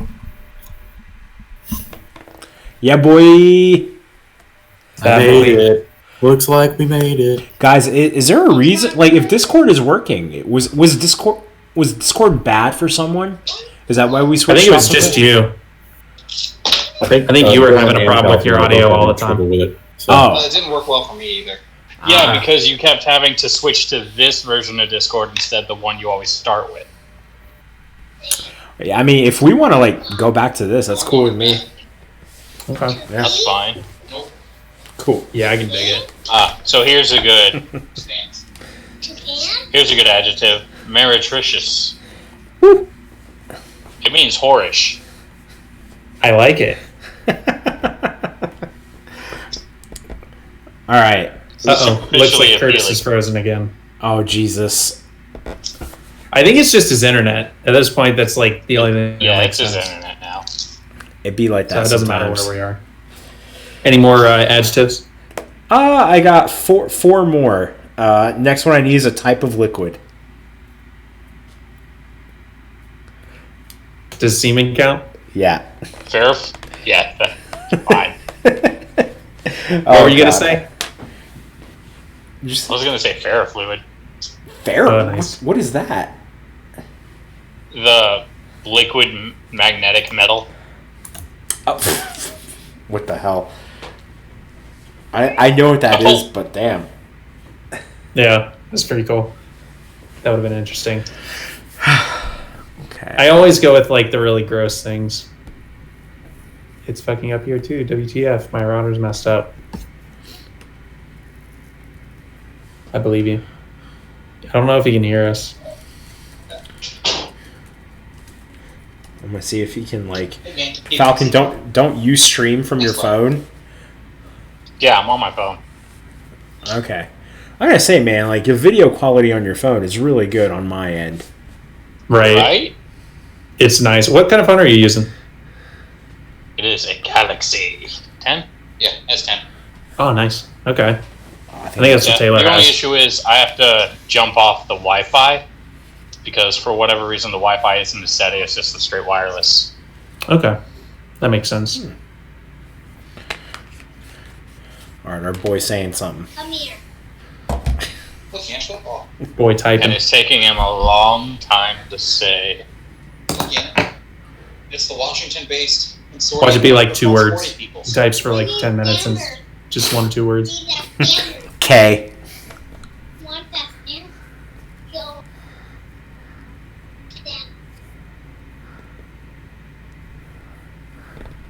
That.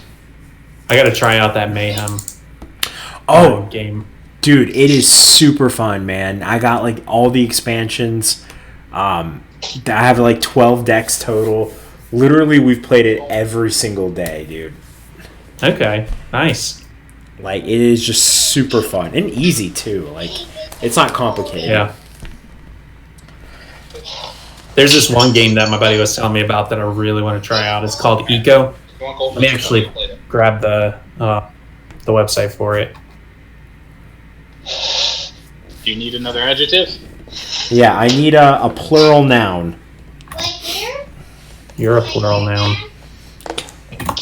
Right here? Yeah, so it's this game that's like, I guess the best way to describe it is if you take Minecraft, Again, put it back. Civ, and Sims and like push that into a single game. That's this game. So the concept is you're starting this world kind of like Civ, where it's at the beginning of civilization. You've got like sticks and stones, and that's about it. But in 30 IRL days, there's going to be a meteor that hits your planet. So it's a real-time strategy game in that respect. Wow. And so you have to get your civilization to the point that it can destroy the meteor before it destroys the planet.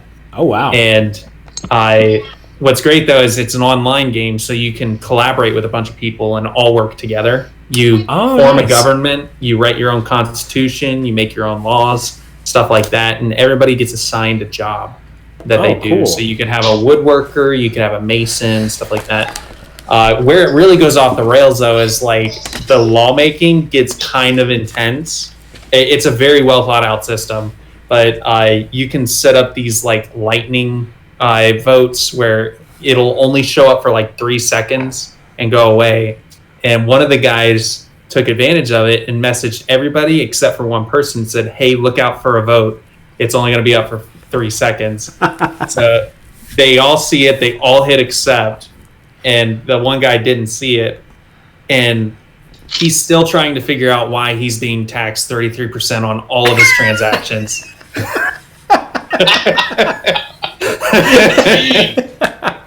That's funny. Wow. It's like, oh man. Hey, I was like, the way you're describing this to me is hilarious, but also horrifying at how accurate it really is to how our government works. You are being taxed so damn much.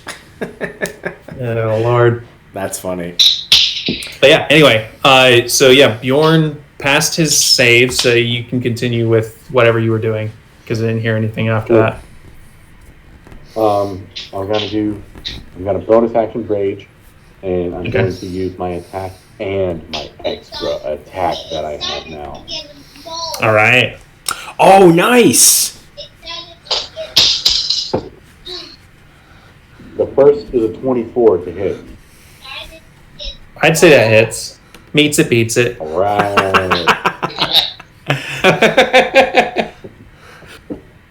Beats it. Jesus. All right, Pi.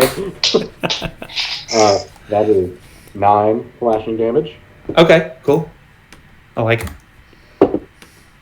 The second one, the terrible roll, but it's still a 22 to hit. Yeah, that hits. Oh, wait. I looked at the wrong number. It's a 19 to hit. Mm. Does that still hit? Yeah, it still hits. It's a 14 to hit. Okay. Okay, cool. And that is 7 slashing damage.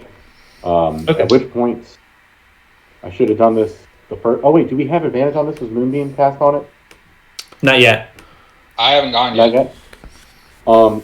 In that case, I'm actually going to go around to the back of it without leaving its range. Okay. People can flank if they want to get up here. Yeah, and so one thing I want to try out for flanking to see how it works with you guys is flanking gives you a +2 to your rolls. So that way, if you get advantage for whatever reason, you can still use it. Because one of the things that I find is problematic with the way that we do it right now is if you have advantage for whatever reason, it's kind of wasted if you're flanking. Where this would be a +2 plus advantage if you have that for whatever reason. We'll try it out. If it doesn't work, that's fine. Shit. I'm good with Hang it. on. Hang on a second. I'm raging. That's Oh. +4 more damage total. All right. I forgot to attack recklessly, but that's okay.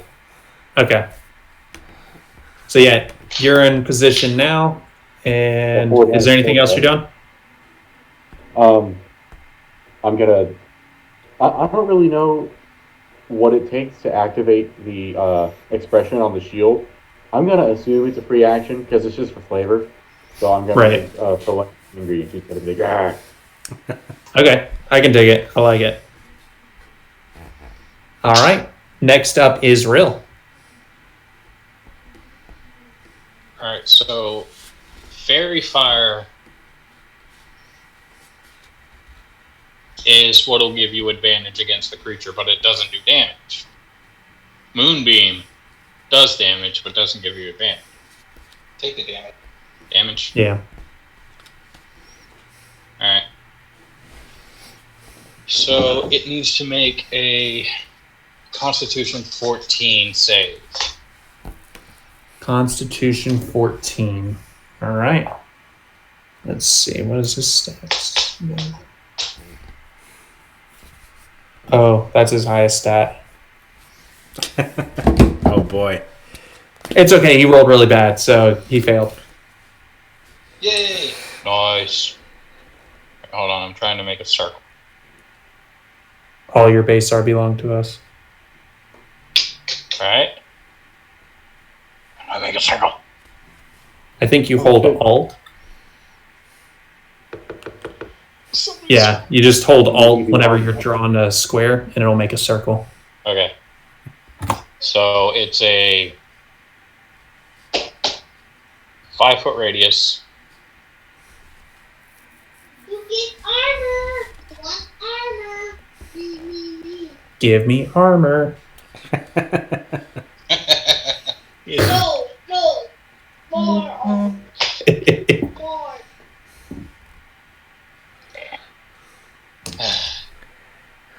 It's weird. I don't have any trouble with D&D Beyond or Roll20, but anything I try to stream video with is being weird right now.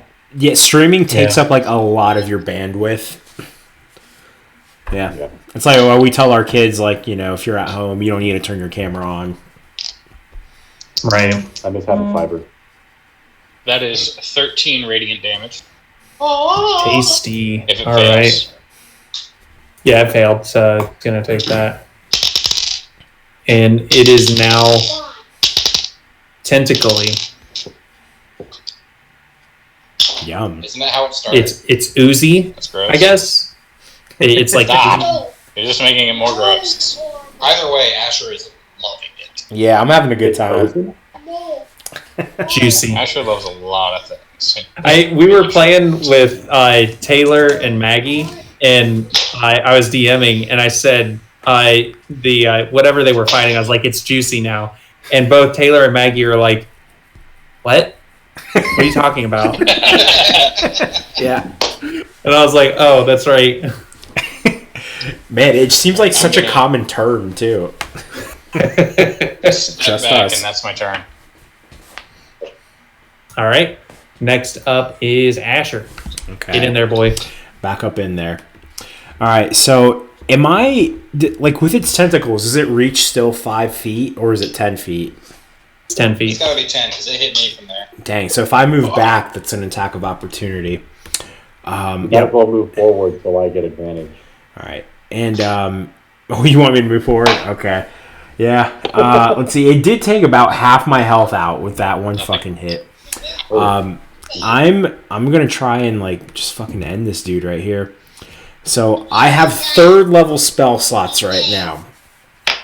Yes. I'm going to upcast Scorching Ray. I'm going to do 4 rays at it. So I'm going to... All right. And I get a +7 to hit. So I'm going to roll 4 d20s. 420. Please. please. Hey, all right. Fuck yeah, they all hit. Okay, those are all fucking hitting. That's 8d6. Nice. Yeah, your lowest one without the modifier hit. Nice. So that's pretty good. Okay. 8d6, come on. Daddy needs a new pair of shoes. Where is it? Same. Why would you make shoes out of that? Is it rolling? Did it do Because its it's a thing? tentacle. He loves tentacles. That's fair. Wait, did the number pop up for you? Oh, there it is. There it no. is. There it is. 30. Okay. 30, nice. It's not bad. 1 crit, Do 1 you add anything to it? fail. My highest is a 38. Okay, cool. All right, yeah, I do 30 fire damage to it, and just God, I really want to back up because I'm scared, but I think, fuck, I'm gonna come down here within its range. Yeah, I'm putting myself out there, and I say, Bjorn, I'm gonna try and hold it here. Do your best, man. I'm really hurting. I cough up some blood, but you got Does this. count as flanking if we're both standing on the same side? Wait, you Uh, hurt? Yeah. No, yeah. you'd have to be on Okay. high. Yeah, if you get like Okay, right there you there, go. then I think that would be flanking. Okay, I'll stay right there. Oh, you I bud. forgot he was hurt. Could I use Healing Word on him? Did you I use get your the bonus action? I did not. I'll go ahead and allow. Since he's juicy. Okay. I am juicy. I really am. I mean, worst case scenario, it eats you. So Oh, yeah, you know, that's not too bad. And I mean, that's pretty much how You it can wants come to go. back like You got 7 HP back. right? Oh, thank you so much. What's the word that you say? Speak. Okay. I learned my lesson. I need to make a lot Hey, of these Ashley, spells easy to cast. Asher, you can come back like that little pigeon of yours, right? I don't know if I can. No, I don't have those spells yet. I'm learning. I'm on my way. well, you poop your bird out, right? Yes, So would Bjorn have to poop you out? probably. I got enough Bjorn bricks in my bag. Oh shit! All right. So is that the end of your turn? That's the end of my turn. Yes, I have no bonus action. All right, Jerry, you're up. Alrighty. Well, given that I'm 10 feet away, I should still be able to use my crossbow, no problem. Yep. I'm pretty sure that only becomes an issue in 5 feet. Right. Alright. A 19's gonna hit. Yep. Alright. So that's gonna be 6 piercing damage and 2 poison damage. All right. And then I'm gonna use my cunning action to disengage and just get out of range here. Okay. Which Oh, will nice. trigger my bolts from the grave. And you said a 14, right? Cool, I got a 15. Oh, nice. Right? I was worried for a second, like, oh shit, wait, no. It's only Yeah. 14.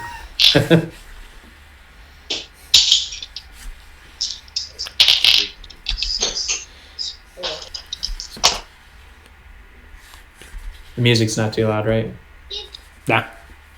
That's going to be 15 necrotic damage. That was good. 15, I all have my right. computer all the way up, and I can't hear the music. I've got it like super low, so Vinny probably just barely hears it. Yeah. Still out there though. There's that. And that's going to end my turn. All right. Next up is the corpse flower, and it's gonna go ahead and just So slap some boys. it's got to make its Constitution save. Okay. DC 16. All right, That was question. Oh. 14. 14. Okay, I beat it. So it takes. Do it round down on damage? Yeah. Okay. Yeah, it round takes down. Seven radiant damage. Okay. 7. That's not great. It doesn't like that. I'm going to go ahead and do a smart thing because this thing isn't. It's actually as smart as Jerry. Surprising. Not saying much. It's really not saying much. So I'm going to go ahead and have it move down here. And then it's going to attack our boys. Let's see. Oh, Asher and Jerry, both of you need to make a con save because I forgot to ask for that when you started your turn. Oh, yes. It's poison, right? This is not. So this is this particular thing is called the Stench of Death. Maybe that's poison. I don't really know. 17, that beats it. This one's a DC 16. I got a 19 this time. Cool. Okay, cool. So yeah, both of you are fine. Okay, I looked at it. It said creatures that are immune to poison or poison condition automatically succeed, so I guess I would have advantage because I'm resistant to it. But Cool. I got it, so who cares? Yeah. All right. So next up is, I have to attack. So let me do that. So Asher does an 18 hit. Wait, no, that's 19. 19. Oh, yes, it does. Absolutely. Okay. And Constitution save, DC 16. Good lord. So that's going to be 5 bludgeoning this time. So that was much. I got a 15. All right, you're about to take some poison damage. Yep. Sorry, bud. I love you. It'd be like that sometimes. That's 16 poison damage. Oh, wait. I forgot. I have Sentinel. Shit. Stop. Wait, so He's going to attack it. So the attack still hits you. Everything still happens, but he gets an opportunity to hit it for his reaction. Okay, So- okay, cool. I'm 16 poison. I'm down to 10. Thank you for those 7, Rill. I'll wait for Bjorn to resolve his thing. 19 It's to hit. okay. If you go down, Yep. I've got like 7 healing potions. Nice. I stocked up when we got 12 in the slashing secret game damage. because I used so many 12? Okay. on the island. Yeah. Yes, sir. All right. And so next one's going to be at you, Bjorn. And does a 15 hit. It does not. Cool. All right. And let me flip for this one. So, Excuse me. Bjorn, heads or tails? Heads, because there's a head on my shield. Oh, no. Sorry, Asher. You're getting hit. I tried. That's a 20 to hit, so I'm pretty sure that's going to hit you. That's gonna hit me. Hopefully I pass I- this poison check. That's 9 bludgeoning damage. Okay. Ouch. And then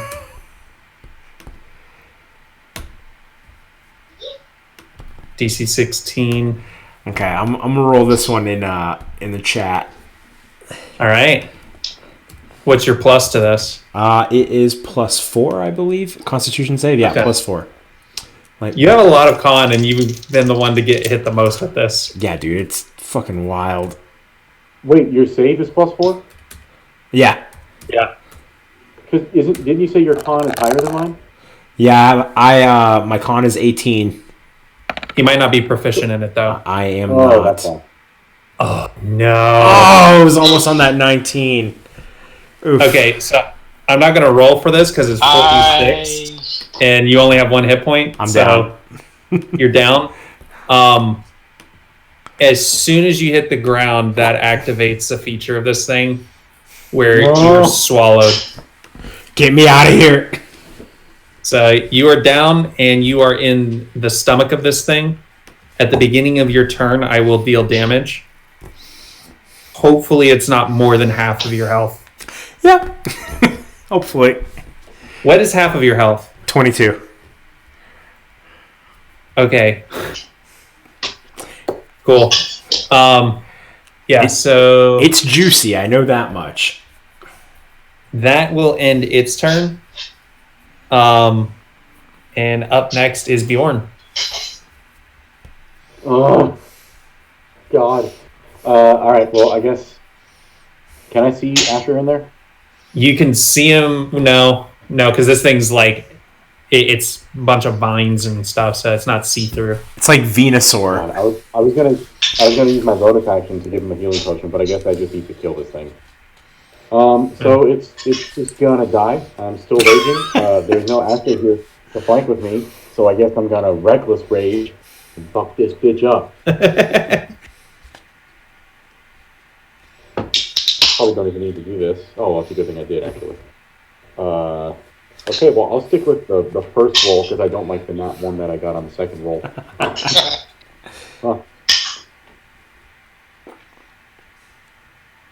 Okay, so that's a...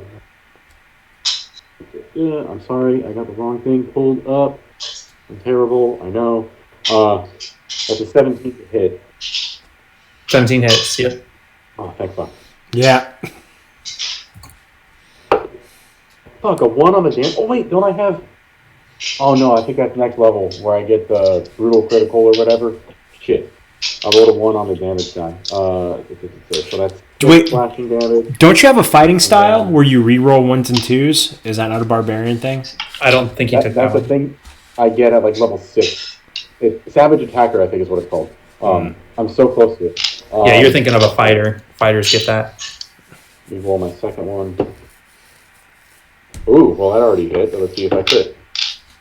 Crit, but I would assume a 27 hits. Yeah. That's gonna be... Oh, wait, add +2 damage to the last one because I'm raging. I forgot. I'll ask you for a total in a second because I missed it. Oh, okay. Well, it was... Let's see.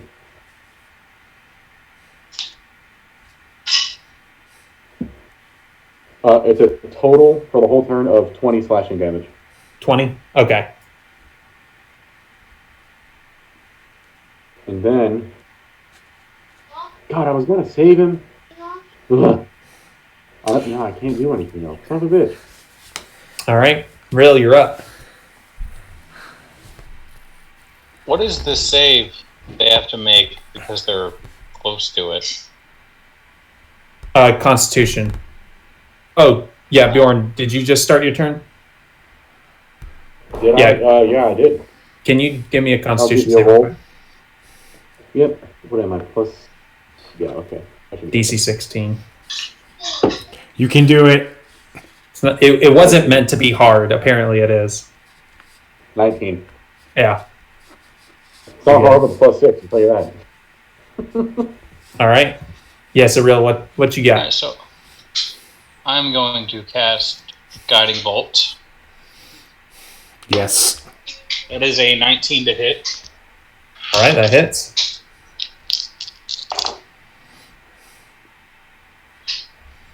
It's not a lot of damage. It's only 13 radiant damage. Okay. It's hanging in there, but just barely.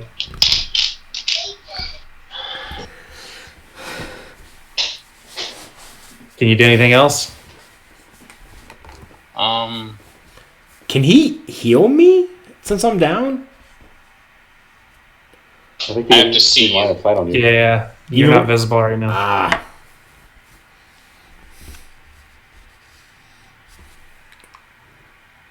Just die already, man. Just die already. Been trying so hard to I kill don't you. have Revivify yet, so it's not a good idea. No, that's all I can do right now. All right. So you said half your health is 24, right? 22. 22. Yep. Which is 24. Okay, so you're automatically going to fail your death save because you're taking damage. But Yeah. hold on, I get to go before this. No, you're after I'm him. after Rill. No, you're after Asher. This is happening on Asher's turn. Oh, okay, sorry. I thought it was after Rill. My bad. Yeah, it goes Rill, then Asher, then you. So yeah, if I deal more than half, because this is the stomach acid affecting you, I'm just going to put it on your turn each time. Wait. I thought Asher went before Bjorn, and then it was Rill, and then Jerry. Was Nope. that not it? Asher, Jerry, Corpse Flower, Bjorn, Rill, then back to the top. My bad. Yeah, I've got it covered. Don't worry about it. Yeah, anyway, so if I deal half of your health, your character dies. automatically. Don't I just take a death saving throw? I really don't know how it works. If you take damage, you take a failure. Yeah. If you take more than half of your HP, your max HP, then your character dies immediately. You can be revivified though, but nobody knows it. And I'm rolling 66. So 5, 10. You don't have to count out loud. 18. I really hope that you're rolling off screen so that you 20. can count it for us. 20 damage. You're okay. Okay. But that's still a death save though, right? Yes, that you have a failure. Okay. So that's yeah, one failure. Wait. Um, Do I still get to make a Not if you get hit. If you get hit, it's an automatic failure. okay, so I don't get to roll for it. Gotcha. Right. Does that count as the creature making an attack against a creature other than me within 5 feet of me? No, it's not physically Because doing my anything. turn It's since just I kind had of... my last reaction. No, it's not doing anything. It's just chilling, digesting. You don't get to hit somebody just because they ate a Twinkie or something. Yeah, it's all Well, good. that's not a Twinkie. I mean, yeah, if the Twinkie's your friend, then The maybe. bandits in Skyrim don't get to attack you whenever you eat a sweet roll. Yeah. Or I don't need to 30 roll of to them. save them. So yeah, Jerry, it's got 2 hit points. Please hit it. Please hit it. I've never I been. think I have a chance here. I think I have a chance. You have advantage too. Right? And just to be an asshole about it, I'm going to use my cunning action immediately to just hide. Over here in the brush.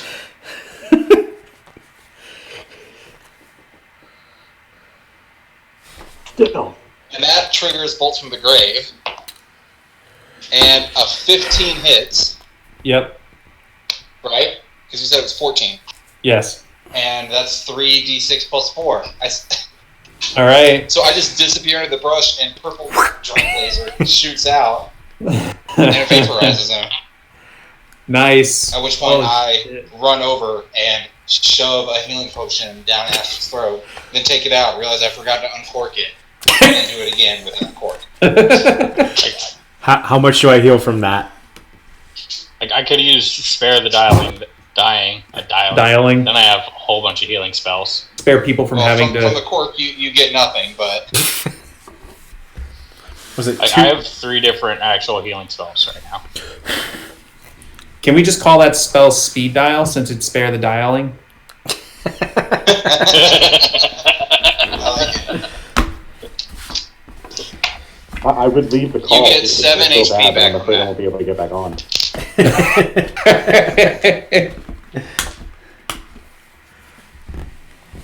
All right. So Yeah. how much is the potion for? 7. I told you I would get us there. Well, What happened?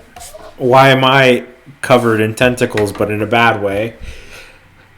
Well, it ate you, and there were tentacles, so you kind of just went with it. But that was bad, because you were the one leading the way, so we killed it and saved you. Well, thank you. I just went out, and I just saw tentacles, but like I said, it was scary. Not like the ones I see in my dreams. I know, you tell me. I'm also going to use this time to... I'm going to heal myself as well. Love the wall. Why didn't you use your blink dog invisible necklace? It wouldn't have been able to get you there. I You're right. I should have done When it. y'all ever use that? I lose again.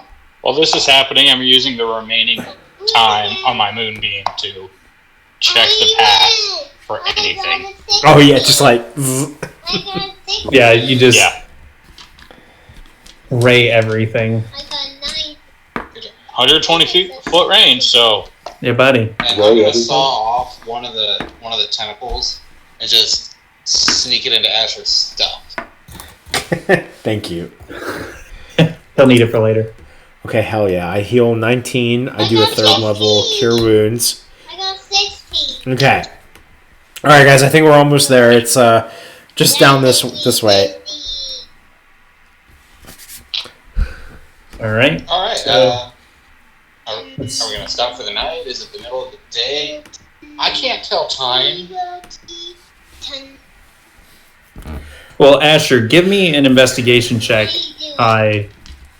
while you're in the stomach of this thing. That's a As you're 24. being pulled out of it. All Okay. right, yeah. 24. I hope Paladin makes So you see one body that's just still kind of intact. You're able to loot it. And so you guys find 125 gold, a chunk of coral, a chunk of jade, let's see, a sword of wounding, and then a vicious weapon in the form of a dart. Okay. I don't know what a vicious weapon is. Sword of Wounding. What is that? I got 40. Let's see. Let me pull up. So here is 40. the sword of wounding. And let's see. Oh, dude, I want this. You want it? You want Because that? it can be a rapier. No, say different numbers. Down I don't use swords, so I can't use that. 0, 10, All So, you, yeah, Jerry. Bjorn's got his magical weapon. 1 say 13. This will make me better in melee. Ooh. Say 9. 2 Damn, that's good. say 14. like Yeah. this would be really good for a high-level fighter. Yeah. That too. Well, I'm gonna take fighter levels later. So Yeah. 14. At the very least, I'm gonna at least get 2 attacks.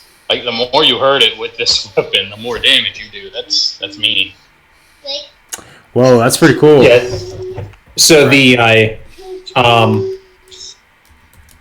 vicious weapon, it's like a blowgun in this case. So it's a finesse thrown weapon.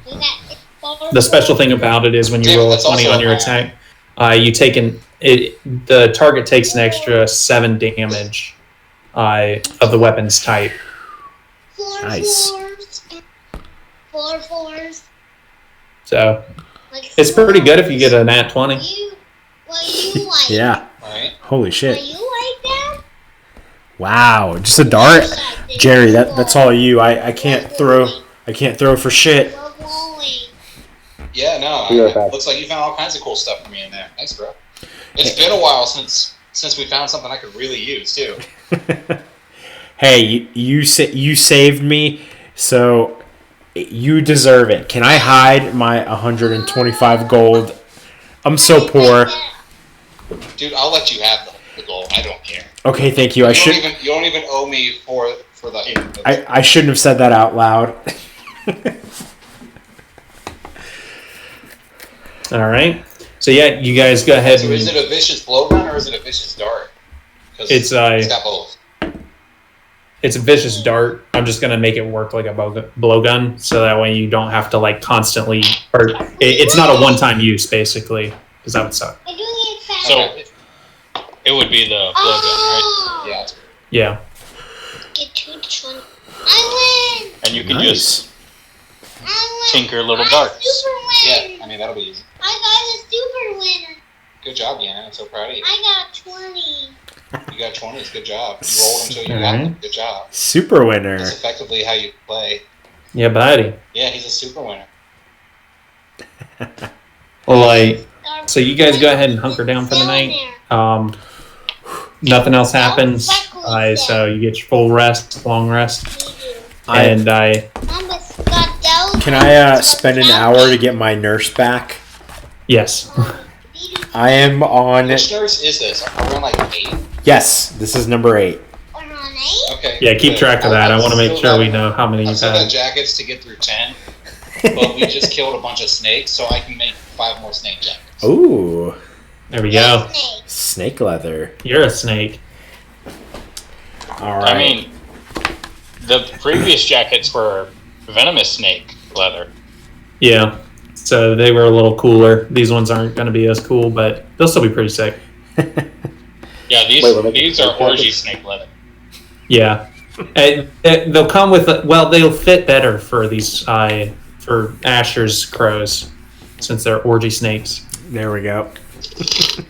God. Can I have a snake on the back of mine and it says puddle snakes, like from Fallout 3? Wow. Nice. Ah, nice. All right. What are you, a So- lava? Go ahead and give me another, what was it we were doing? Investigation? Check. Yes. All right. Let me just take a long rest. Okay. Long rest Yeah, get your- confirmed. Okay. Investigation. It's a 17 plus 7, 24. Yeah, I'd say Yeah, that probably does it. works. All right. So, on what you believe to be your final day, you get to what appears to be the deepest part of the second layer. There's literally no light at this point. It's so dark that you're having to rely completely on the lights that Rill's provided to be able to navigate through. As you And the guys, flaming nurse. yes, and the new flaming nurse. So as you guys continue on through, you come up to what appears to be a perfectly smooth wall. It looks like it's made of stone, but there's no cracks. It looks man-made just because of how perfectly flat it is, but there's no cracks on it, anything like that. So as you guys kind of continue on down it, following this, you come to an area where you see a large protrusion coming out of the wall. It's about 20 feet tall and 20 feet wide, and it sticks out from the wall about a foot. Didn't see what that was. Oh, hello, nurse. Yeah. As you come up to it, though, one of the distinguishing features of it is within this giant square protrusion is a triangle, and on the triangle there are 120 keyholes. There's also 4 large metal brackets that are holding this thing in place on each of the corners of this protrusion. So, yeah, just basically imagine like a gigantic door that's being held in place by these 4 clamps on each corner. And inside of this giant square door is a triangle-shaped kind of decorative piece that has all of the keyholes in it. And this is what the keyholes look like.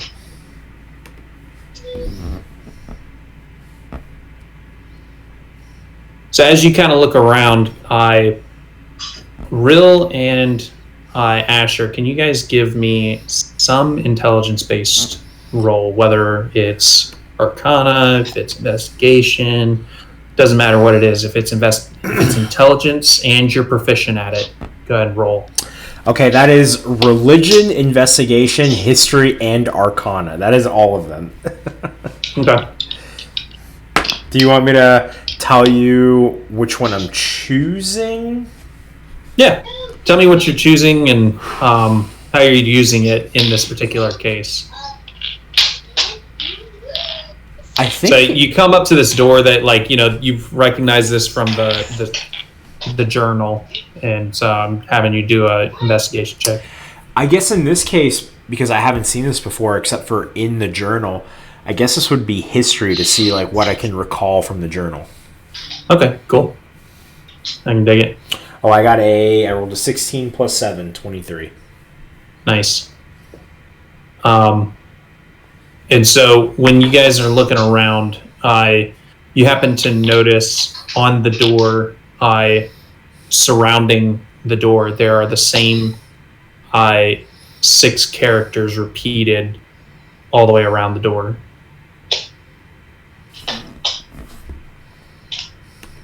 Sounds like we found the little key for our key, as it were. Yeah. Same 6 characters repeated. Are these like characters like letters or? Yeah, they're runic characters.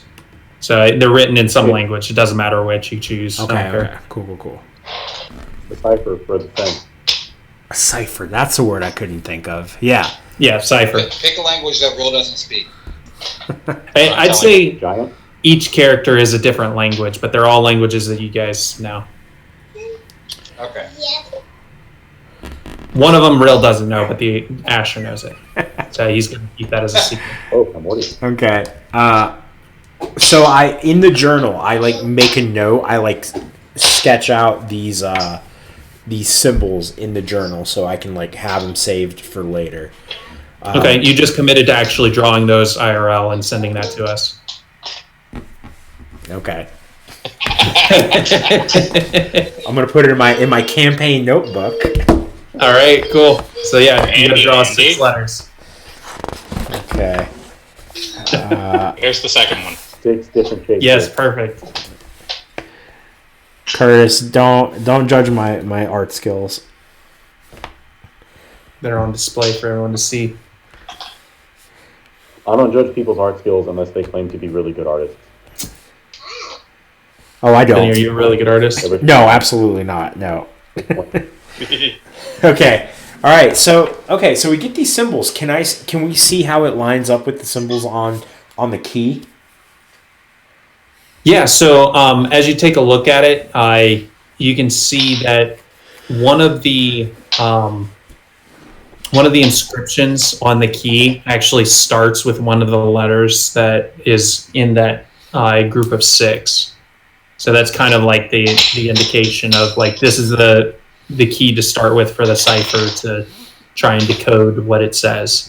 So go ahead, Rill or Asher or both. Give me an intelligence check.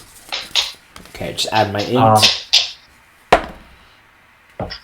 18 plus 4. Nice. 16. Okay. DC was 16 for this, so you guys are both able to decipher it working together. And so you I am not. find that. Let's see, where is this?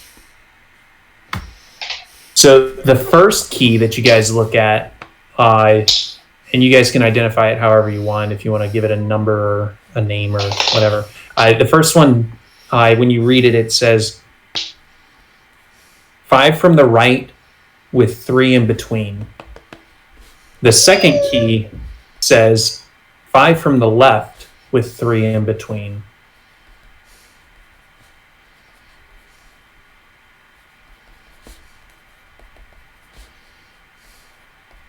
Three in between. Yeah, that means we need a row that's 13 across. This one? Okay. So what do you want to do?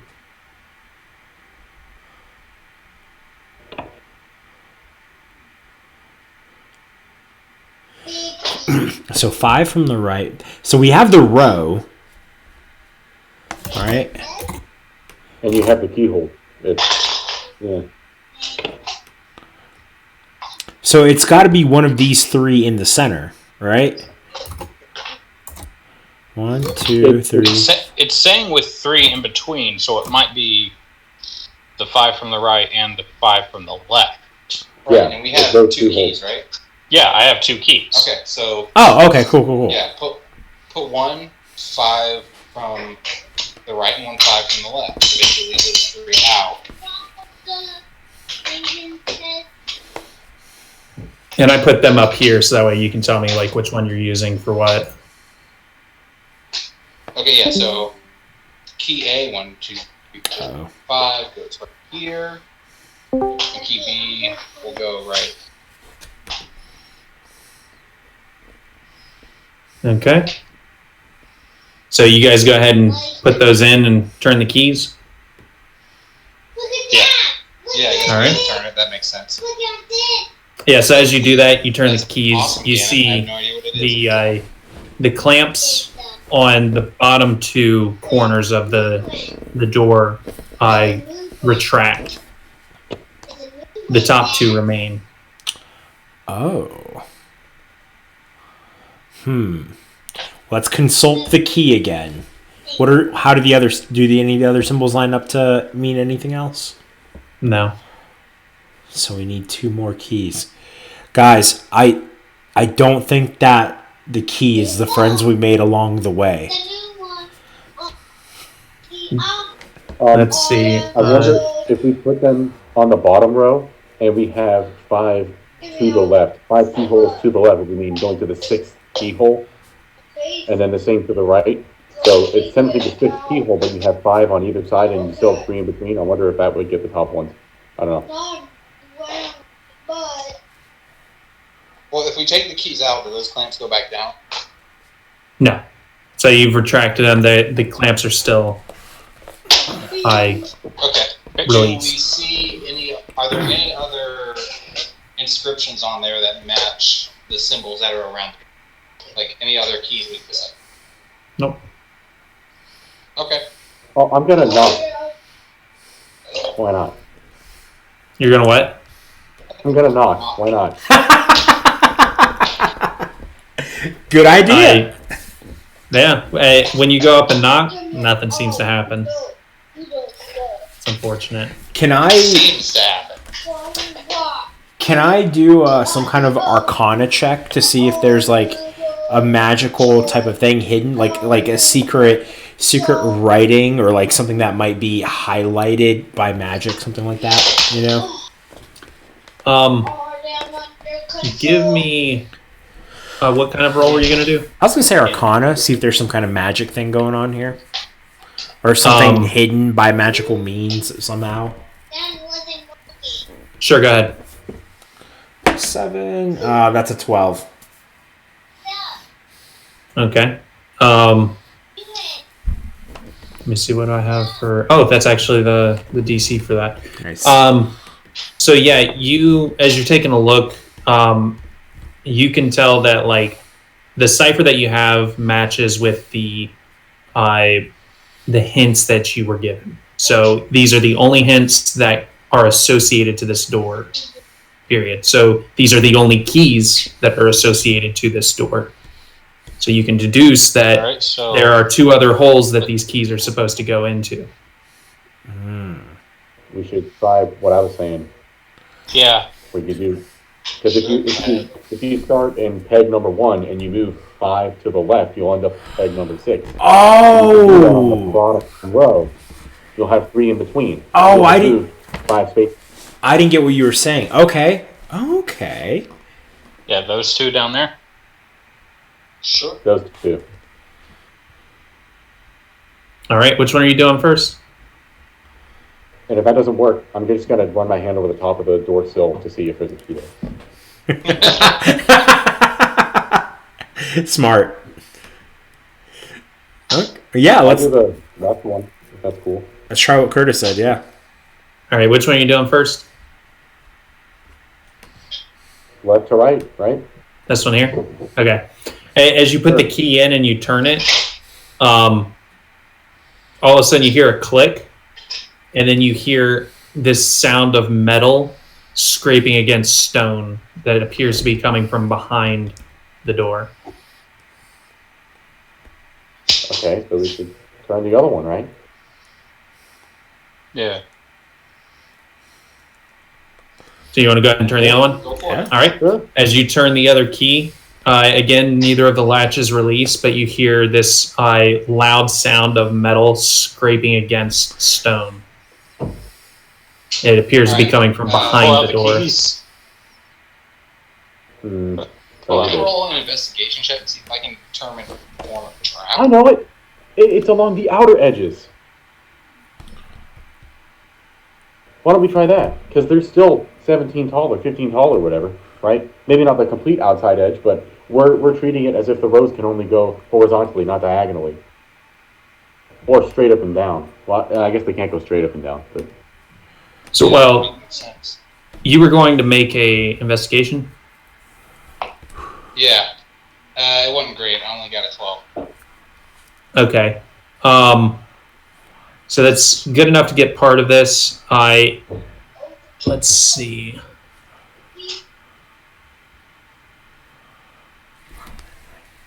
So, based on the sound that you were hearing, you kind of get this feeling that there's a second door behind this initial door that is closing every time you turn a wrong key. Oh, this is a tough one, man. Yeah. We got that first part. Well, okay. What other kind of roll can I make? Investigation, religion, history, arcana. Yeah, fuck. This is a tough one, man. Religion. Robbie, I have proficiency in religion. If Jerry gives me a help actually, wait a minute. Guys, let's use our orbs. Do our orbs illuminate like does it like when you shine like a black light on something, does it illuminate a certain keyhole?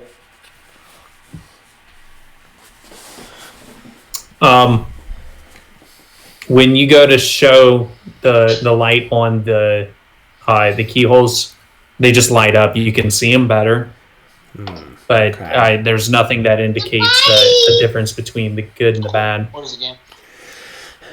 those keyholes that I just drew on, Okay, good. if you look at it diagonally, if you turn it, they match up if you're looking at it diagonally. I would like to try those. One of the builders. These ones here. Yeah. The ones I drew on, the two on the left line up, and the two on the right line up. So coming in This this here? way, yeah. I don't know if that's gonna necessarily work because it's technically not left and right. Wait, but I don't know hold what on, else. hold on. We're we can do. overthinking this. Hold on. I got this. Give me a sec. It's much higher up this time. So you got the two bottom ones by taking care of this one and this one. Now you just have the two top clamps to resolve. And your hint being 5 from the right with 3 in between, 5 from the left. with It's this 3 in frickin' between. row right here. 5 from Yeah, the right, it's- 5 from the so left, take- 3 take- in between. Oh, I get it. Put it over here. Take key B. Put it here and turn them. And Yep. then it matches up again. As soon as you guys do that, turn the keys. It Everything also matches. clicks perfect. It looks like it matches vertically too. It does. It does match vertically. So yeah, as soon as you turn those keys, everything unlocks, and the door slides open, and you guys see a long, 20 by 20, perfectly cut stone path. With it almost seems like there's no defining features about this path, but it's just long and dark. You can kind of see what appears to be a light way off in the distance. But it's kind of hard to focus that far down because it's just such a long hallway. Again, what's Okay. What? That was a good puzzle, dude.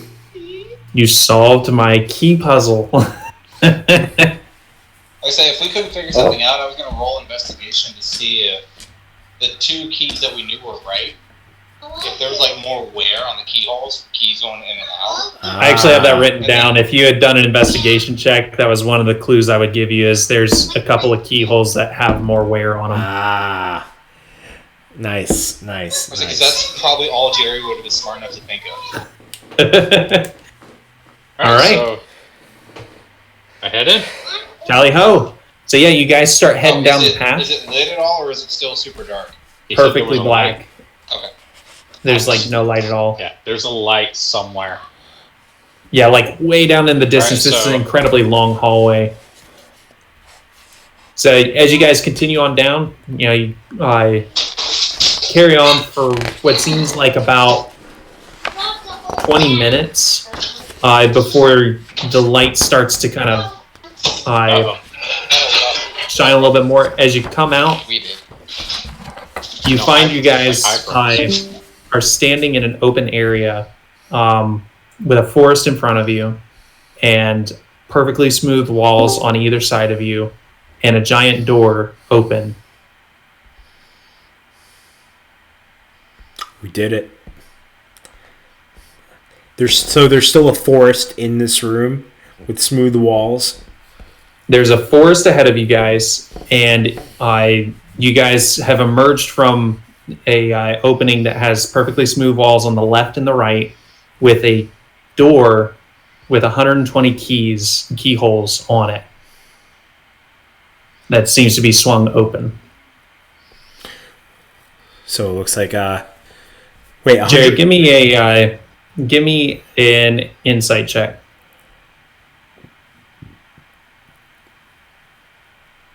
Wait, could you hear him?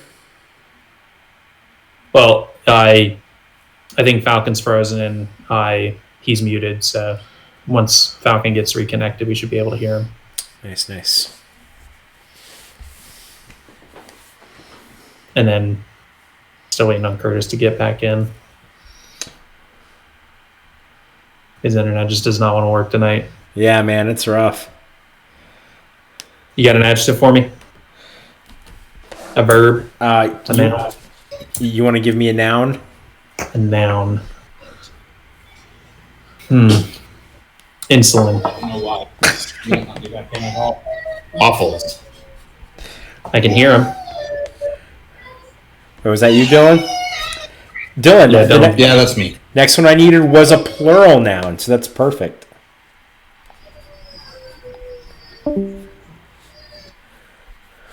Uh-oh. You're muted. Oh, there we go. I can And then I hear heard a bunch of gap on it. He said, give me a plural noun. Oh, he said waffles. Oh, waffles? Oh, okay. I can Yeah, hear him. so that worked. Cool. All right, I just need an adjective.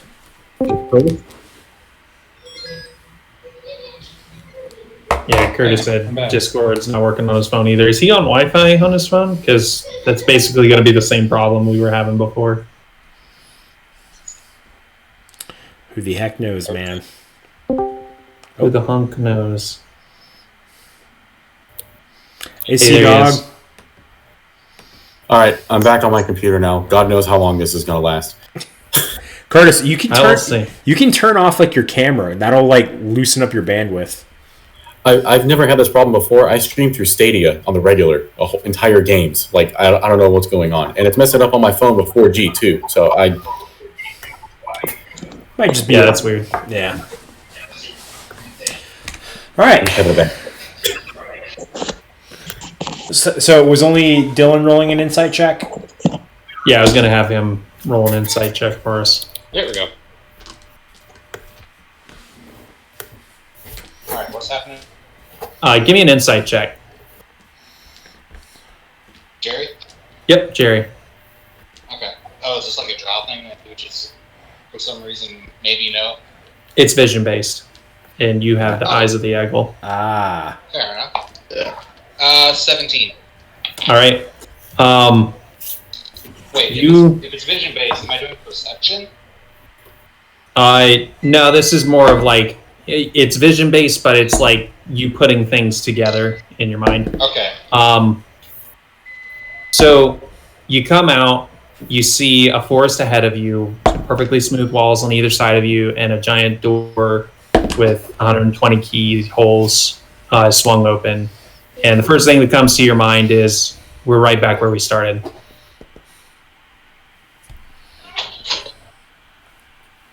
Holy crap. Okay. It let us. So I turn around, and do I see the hallway behind me, or is it like we never went? Yeah, so when you turn around, you see the hallway behind you, same place you were before, it looks like.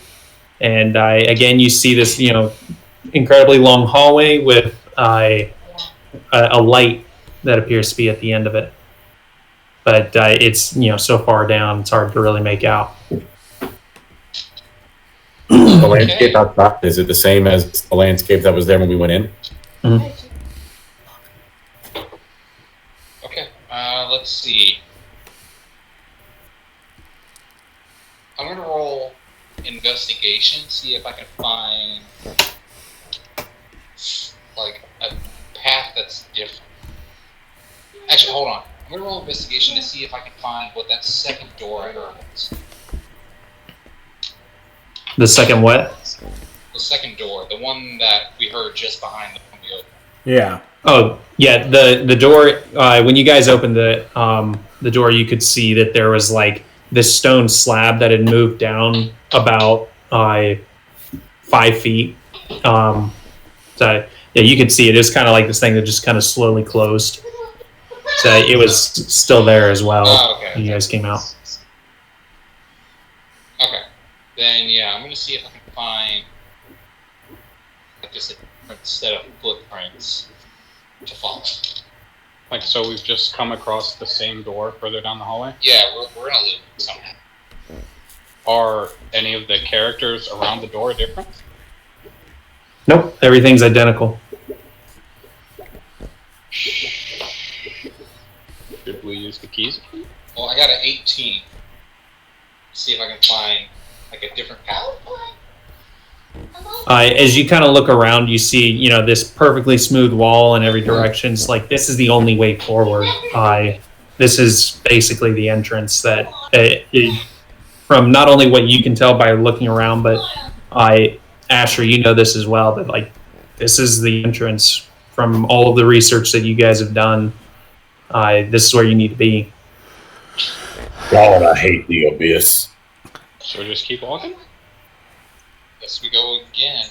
It seems like it's mirrored in some kind of way. I'm gonna leave a Bjorn right here. So if we look behind us, we basically see the hallway behind us too. So are you standing facing the forest? Yeah, like if I'm in front of the door again, I'm turning around facing the forest. Do I still see the hallway? Yeah, the hallway would be behind you then if you're facing the forest. Okay. We have to walk backwards, I think. Why? Well, that's not the dumbest thing to come up with. It just seems if something in the journal. That's how we have to enter the door. Maybe, I don't know. This is Vinny, not Asher.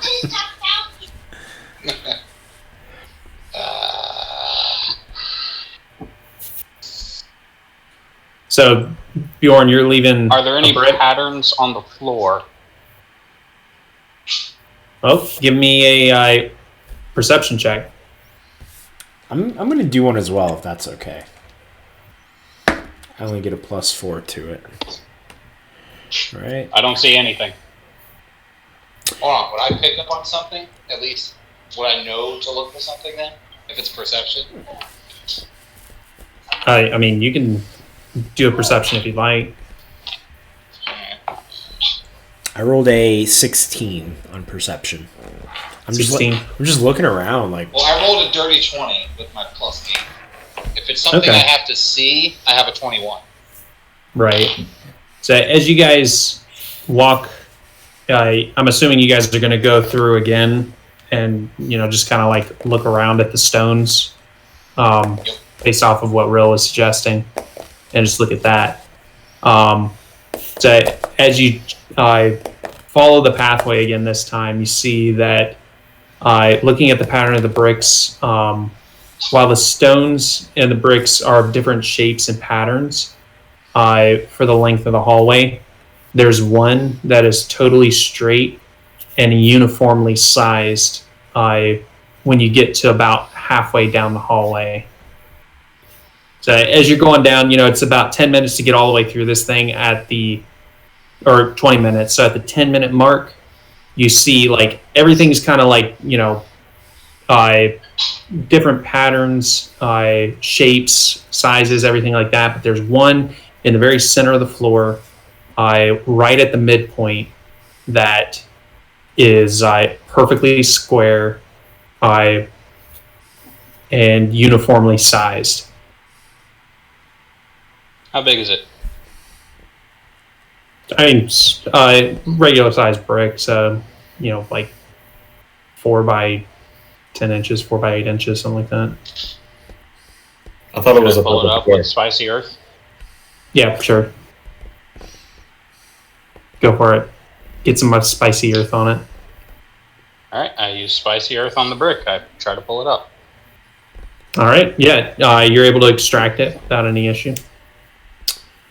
I'm gonna walk right on this path of unicorns. I'm gonna follow. It's there's only one brick, and it's in the center. So it's not a line of them. Oh, okay. Is there anything under it where he picked it up? Probably not, but No. if we stand where the brick is and we look like, let's say I stand there, I look at one end and I look at the other end. Are they the same as each other? Has anything changed? Okay, where are you standing at right now? You're at the midpoint? Right You're just to the kind of brick, looking that exact point. Okay. Let me see. So if you're standing at the midpoint, you can kind of see a little bit of light from ahead of you, and there is no light behind you. I relay that information to the group. I also look up. It's perfectly square all the way around. There's light that way, but no light that way. About how long is this hallway? It takes you guys 20 minutes to get all the way down it and that's get pretty long. back out. So I don't know however long that is. Way too long for whatever I was thinking. I Yeah. stand where the brick was and I clap. It's not the squeak. It's not the squeak. That's a good one. You made Vinny's night. Yeah. Dude, I was thinking about that like the other day. Instead of clapping. Well, what were you thinking of doing, Jay? If it was far enough that I could fire across the hole, I'm just gonna shoot out one end of the hallway and see if it came back to the other end. Well, Could we send a nurse? yeah, you could probably have nurse to it, or you could shoot a fireball down there, a firebolt. I think that would just. Yeah, I could just like. Firebolt has 120. Yeah, but if it took us 20 minutes. Yeah, we don't know if our should be more. Fair. Here's what I'm gonna do. I'm gonna cast light on Nurse. Then I'm gonna warg into it. And then I'm going to just fly, and I'm assuming like the light is like a flashlight, Then I'm gonna just fly as far as I can go. I'm assuming. I'm gonna watch because as long as there's light, I can see him with my eyes of the eagle. Right. So go ahead and give me a perception check for that. But I was going to call you Monty.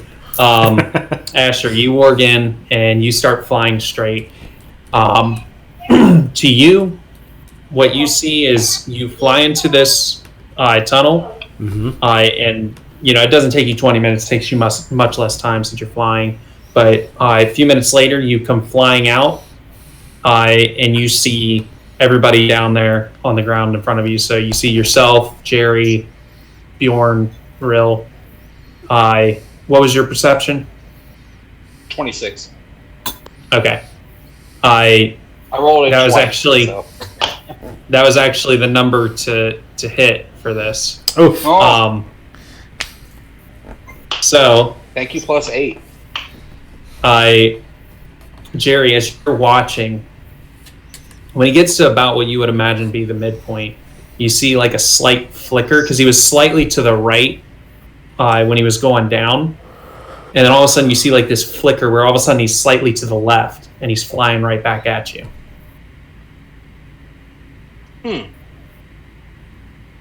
Okay. So, you gotta be dead center. No, I think he's just saying so you could see that something changed. I think that's the only reason he was to the right. yeah, I was going to the right, and then, but I was coming back. So it seems like Nurse hit a point where he just automatically got flipped. That's what it seems like to me.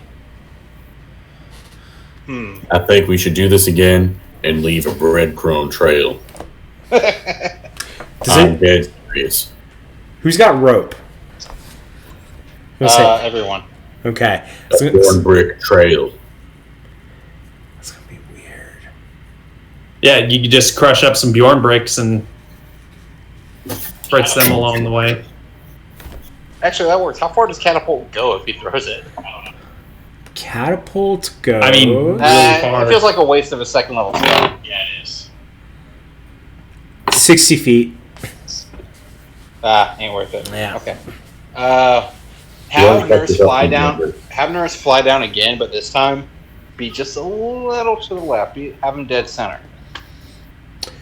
Okay. I'm still warged into him, so I do that. Okay, so you're flying down slightly to the left this time? No, dead center. Dead center? Okay. So he flies dead center down, and you see him dead center coming straight back. Okay, so it spits him out facing. So he gets to the end. He gets to the light, and he just shoots out. But is He it gets like he to- came in the hallway? When he got to like the midpoint of the path, you saw him just suddenly start coming straight back. I thought that's where we At were. the midpoint. I thought we were. Oh, you guys were at the midpoint? I thought you guys went back outside. I still have the brick. Yeah, I thought we were at the brick at the midpoint. Okay, if you want to be at the midpoint, then so he's flying straight out. Yeah. Straight down the hallway, like away from the door. Away from the door. So you guys have walked in, and he's continuing on further, and you guys are just waiting to see what happens. Yeah, towards the light. Okay, so that changes things then. So as you guys are standing there in the very center, and he flies on, Asher, you see yourself come out of the door. You know, everybody's still in the middle of the hallway, so you're out the door by yourself. You're back in that same area you were before. Bjorn had left a brick, so you see the Bjorn brick. And I'm curious what happens if Asher flies back and we can see the directional change above us. That's what I want to see. Okay, so Asher, you're going to turn around and fly back? Yeah. So yeah, go out the door this time. See what happens. Go out the door. But he did go out the door. He went out, flew. When he went straight, he suddenly ended up back outside the door, which is behind you guys. So he's outside. And can we close? What's that? Close Say that one more time. Can you close what? the door. I don't think The that door? works. When we took the keys out, nothing changed. Like the clamp stayed there. Yeah, I mean, you could attempt to close it if you want to just have a dead wall to run into. But so right now, let me tell the situation you've got. You guys still standing in the center. You guys are facing ahead where you thought that Asher was going in Nurse's body. and the door is behind you. Asher, in Nurse's body, you see yourself flying back out the door. You see a Bjorn brick on the ground, so you know that you're back in the same place you were before. And when you turn to look back down the hallway, you see the guys with the lights standing down at the end of the hallway. Come back so we can see you warp. We see it change. I do that. Okay, so you're flying back in. All right, so you guys don't see anything coming from in front of you. I assumed. All of a sudden, you see. Well, I don't know. This is kind of a tricky spot because you guys are standing dead center, right? Yeah. Mm-hmm. Okay. So in that case, you don't see anything if you're all just standing dead center. We don't even see him coming. No. So Let's walk in opposite directions. And then whoever gets to the door. I mean, does anybody have message? Can anybody cast message? Ah, dang it. prepared. No, but let's see. Either way, let's try walking in opposite directions, and after 10 minutes, somebody's bound to hit something eventually. Well, hold on. Bjorn, you can see through Wheels' eyes, right? I can, if he's willing. And Asher can see through Nurse's eyes. Yeah. There's a range on it. Let me double check.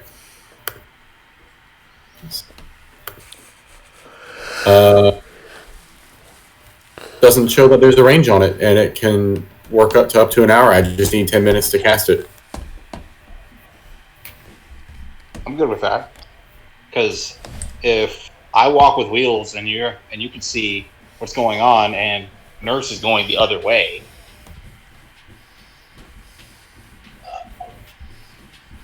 We'll be able to at least. Honestly, I got no fucking clue. This whole thing's confusing.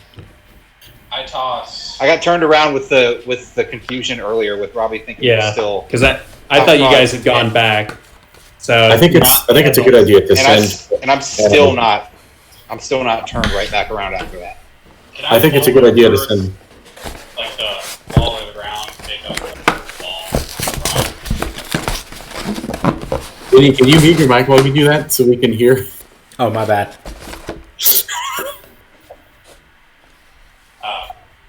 Molder the wall or ground or something to make like a ball. Yeah, you can make a ball. Alright, so I want to throw it down the hall towards the light. Go ahead. Okay, so you're throwing it down the See if hall. it just vanishes. Yeah, as you throw it down, it starts rolling. You lose sight of it. Asher in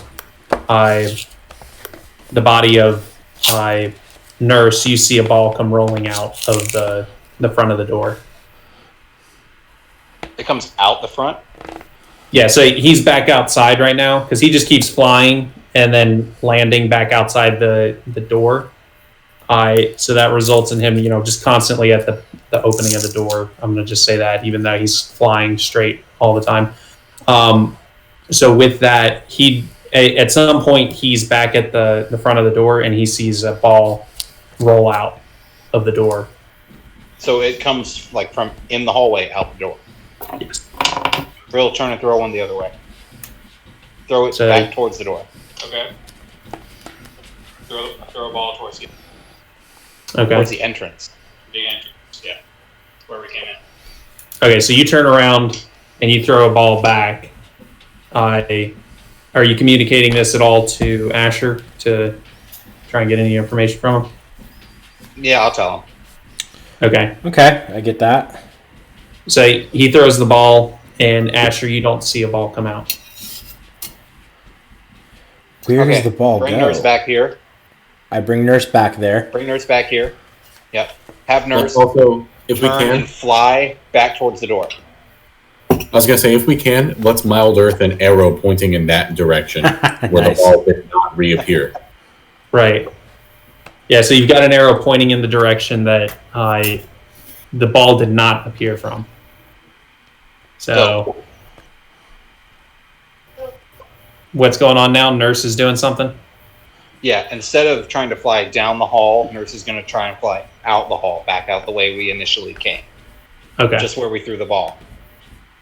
All right. So yeah, Nurse, you start flying. Well, Asher in Nurse's body flies back in the direction that the arrow is pointing that you guys have marked. And as you fly for 10 minutes. Well, what would be, the remainder. And you don't come to a door. It just keeps going. All right, cool. Let's go that way. I'm going Alright. And I go that. I thought that's what was going on, but when Robbie was saying we were still back out front, I got turned around. I'm going to Yeah. crumble up some Bjorn bricks and leave a trail. Your own I poops. leave some druidic writing on the ground. Yeah, I had an idea of where you guys were, and it was wrong. I thought you guys had gone back out. But yeah, that was basically the riddle here was there's a spot in the hallway where when you pass it, it automatically flips you around. So what you have to do is just physically turn around when you get to that point, and that will get you to continue on the way you want to go. Definitely. I want to keep an eye out for any more of those bricks. All right. We should take that brick with us, and we can throw it at people who are charging at us, and they'll just automatically turn around. So they go the other Yeah. way. I like this plan. Well, the point of the brick was to show that everything's kind of all crazy different shapes, but this one's perfectly uniform, so it's like mirror image almost. That was what it was supposed to indicate. But I, as Curtis, Which- assume the brick itself is not magical; it's the location. But Bjorn believes it's the brick. I see. All right, he's going to be on the lookout for those. I will definitely be throwing All right, them I in the roll- campaign then. Jerry rolled a 18 for Arcana. Is the brick magic? The brick is not I'm not even magic. proficient in it. It With my feels minus like there's one, a I got an spell 18. cast on the hallway itself. But yeah, Okay. so you guys continue on down the hall. I take the brick anyway. Cool. Yeah, you continue on down the hallway. It seems to go for miles almost. But as you continue down, all of a sudden you see a light slowly starting to appear as it gets brighter and brighter. Now the current time is probably about 3 in the afternoon, something like that. Okay. And when you guys finally emerge from this this opening, let me send you guys what you see. Hang on. I already have it uploaded, so I can just show to players, show to everyone. All right, check your handouts. Ooh. Oh, okay. So one thing, I found this image, which Whoa. was really cool, but I had to crop off the top because the top of it had actual mountains and a sky. What you guys see when you emerge is this giant sunken city from the ancient drow. But when you look above you, you see what appears to be some kind of magical dome, and then just water. Is that And, us there on the left? Yeah, that's you guys there on the left. So you got Dope. Bjorn, Asher, and I guess that would be Jerry in the front. I guess. I mean, it kind of looks like Robert showed up for some reason. Yeah. But we made it to He just Gauntled wants to be the hero of every story. So, but yeah, when you look up, you see just this huge dome. You're underneath the ocean as you see, fish, sharks, all kinds of stuff swimming up above you. Yeah. Cool. But the Oh, thing that really boy. stands out is that there's multiple places in this where there are cracks and water just pouring down, and that's what's causing the city to flood. Y'all want to go? It looks slow enough that it's not an issue. You guys can, still do whatever you want to do here. But the city is slowly being consumed by the ocean and will likely eventually be completely swallowed by it. When you say it looks slow enough, does that mean we don't have to worry about it being a plot device? Yeah, Or- you don't have to worry about it being a plot device. Dope. Thanks. It's more of a way to say, this city's going to eventually be underwater, so get everything you can out of it now. That's where the Kinda drippage deal. came from. Okay. But But, we will uh, eventually try to close the door on the way out so it doesn't flood the rest of the abyss. Oh, yeah. All right. And That'd be a great way to kill the black pudding. Yeah, right. Yeah, we just have to lure it here somehow. No, it'll just sink down until it kills the black pudding. It's fucking black pudding. Oh my god. Get rid of Andre's camp. You can just flood it. Anyways. Robbie's Okay, frozen that's for me. dope. He's frozen for anyone else? Yeah. Okay. Yeah, me too. Oh, Ruby. I just follow this guy on Instagram. He's got some pretty cool art. What's his name? Mockman Express. I'm sorry, no, just Mockman Press. All one word. How do you spell mock? M-O-C-K. Okay. You don't. It's at the bottom right. The picture. Oh, it's the artist of this thing? Yeah. Apparently he was a storyboard on Minions 2. Dude, storyboarders make so much money. Really? Oh, God, so much money. Nice.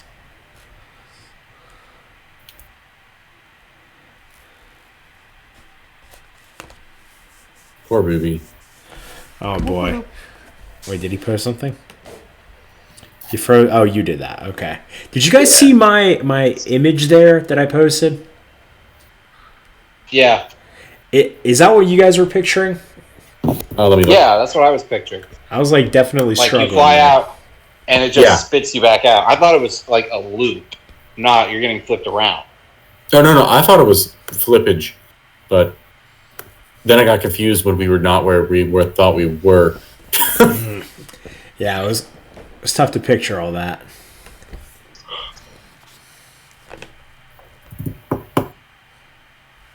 Hawkman Press. I found him. Yeah, I only followed him because it wasn't just Mock Man. There was something after it. Hawkman Press. Okay, where you at? Mock man and woman, equal opportunity. Okay, guys, while we're here, Mock King. someone give me an adjective. Raw. Raw. Someone give me a noun. Dog. Dog. Okay. I'll read this at the end. Ruby? I think he's having happened to him what happened to me. Oh, boy. No es bueno. It's what? No es so bueno. I'm tired. It's not good. Yeah, boys, it's first day back to school tomorrow. Yep. Yep. I'm sleepy. I typed in Robbie in the GIF keyboard just to see if anything came up, and it's all pictures of Margot Robbie. That doesn't really surprise me. Is that how you spell her last name, too? Robbie. Isn't that how he spells his? Yeah. Well, he goes by Robb in some circles. I don't Yeah, know. turn that down. I found this one. Oh God, his pairing of gifts. I don't know what's on me. Go down and I'll tell you what number. Hey, we found him.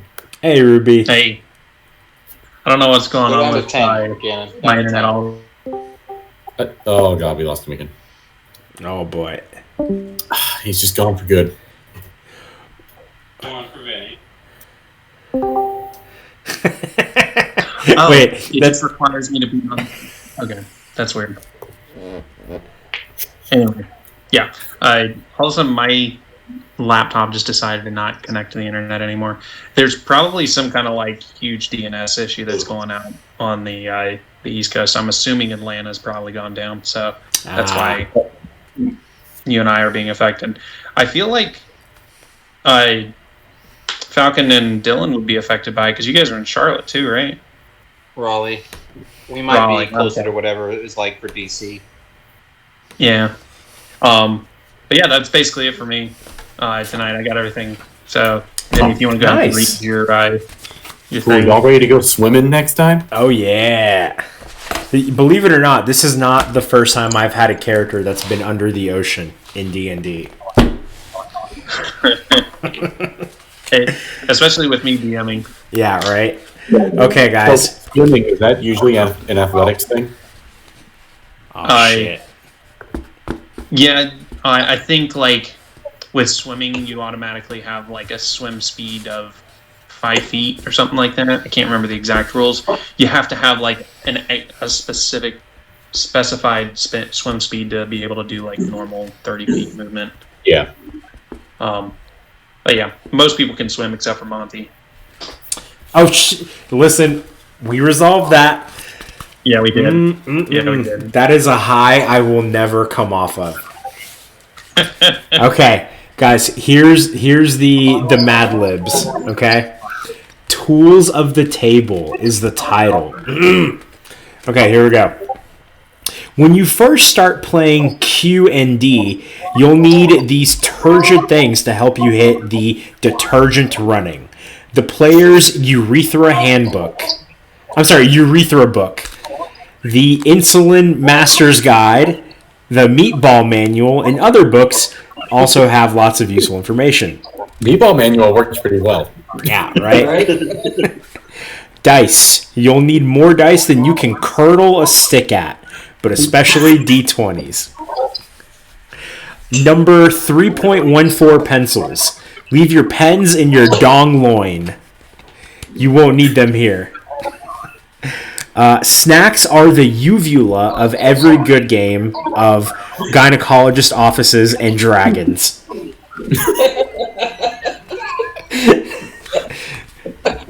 Hungry players are moist, but a floppy DM can be an absolute giraffe. Don't forget to drink plenty of semen. Mats and figurines can be useful for visualizing action-packed waffles. With these things and a raw attitude, you're ready for the time of your dog. Nice. Perfect. Alright, guys. Good sesh. I will... Dragons. I think We I play have it them out. next week. Right? Yeah, I'm down. Next Sunday. All right. I may not be available. It's my grandfather's birthday, and I'm supposed to go to dinner, so we'll see. How many of those does he have? He'll be fine. If not, does anybody want to do a one shot? I can prep one. I'm always if down. someone else wants to do one. Okay, yeah, sure. I mean, We I could. don't have anything ready. I have the Rick and Morty thing too. That's halfway done. Right, Right. with my wizard Jerry. Yeah. I don't even have that. Yeah, it sounds like we've got a backup plan. Yeah, we've got let's options. go, Curtis. Cool. Hopefully, see you guys then. Yeah, guys. All right, Adios. guys. Later. Yeah.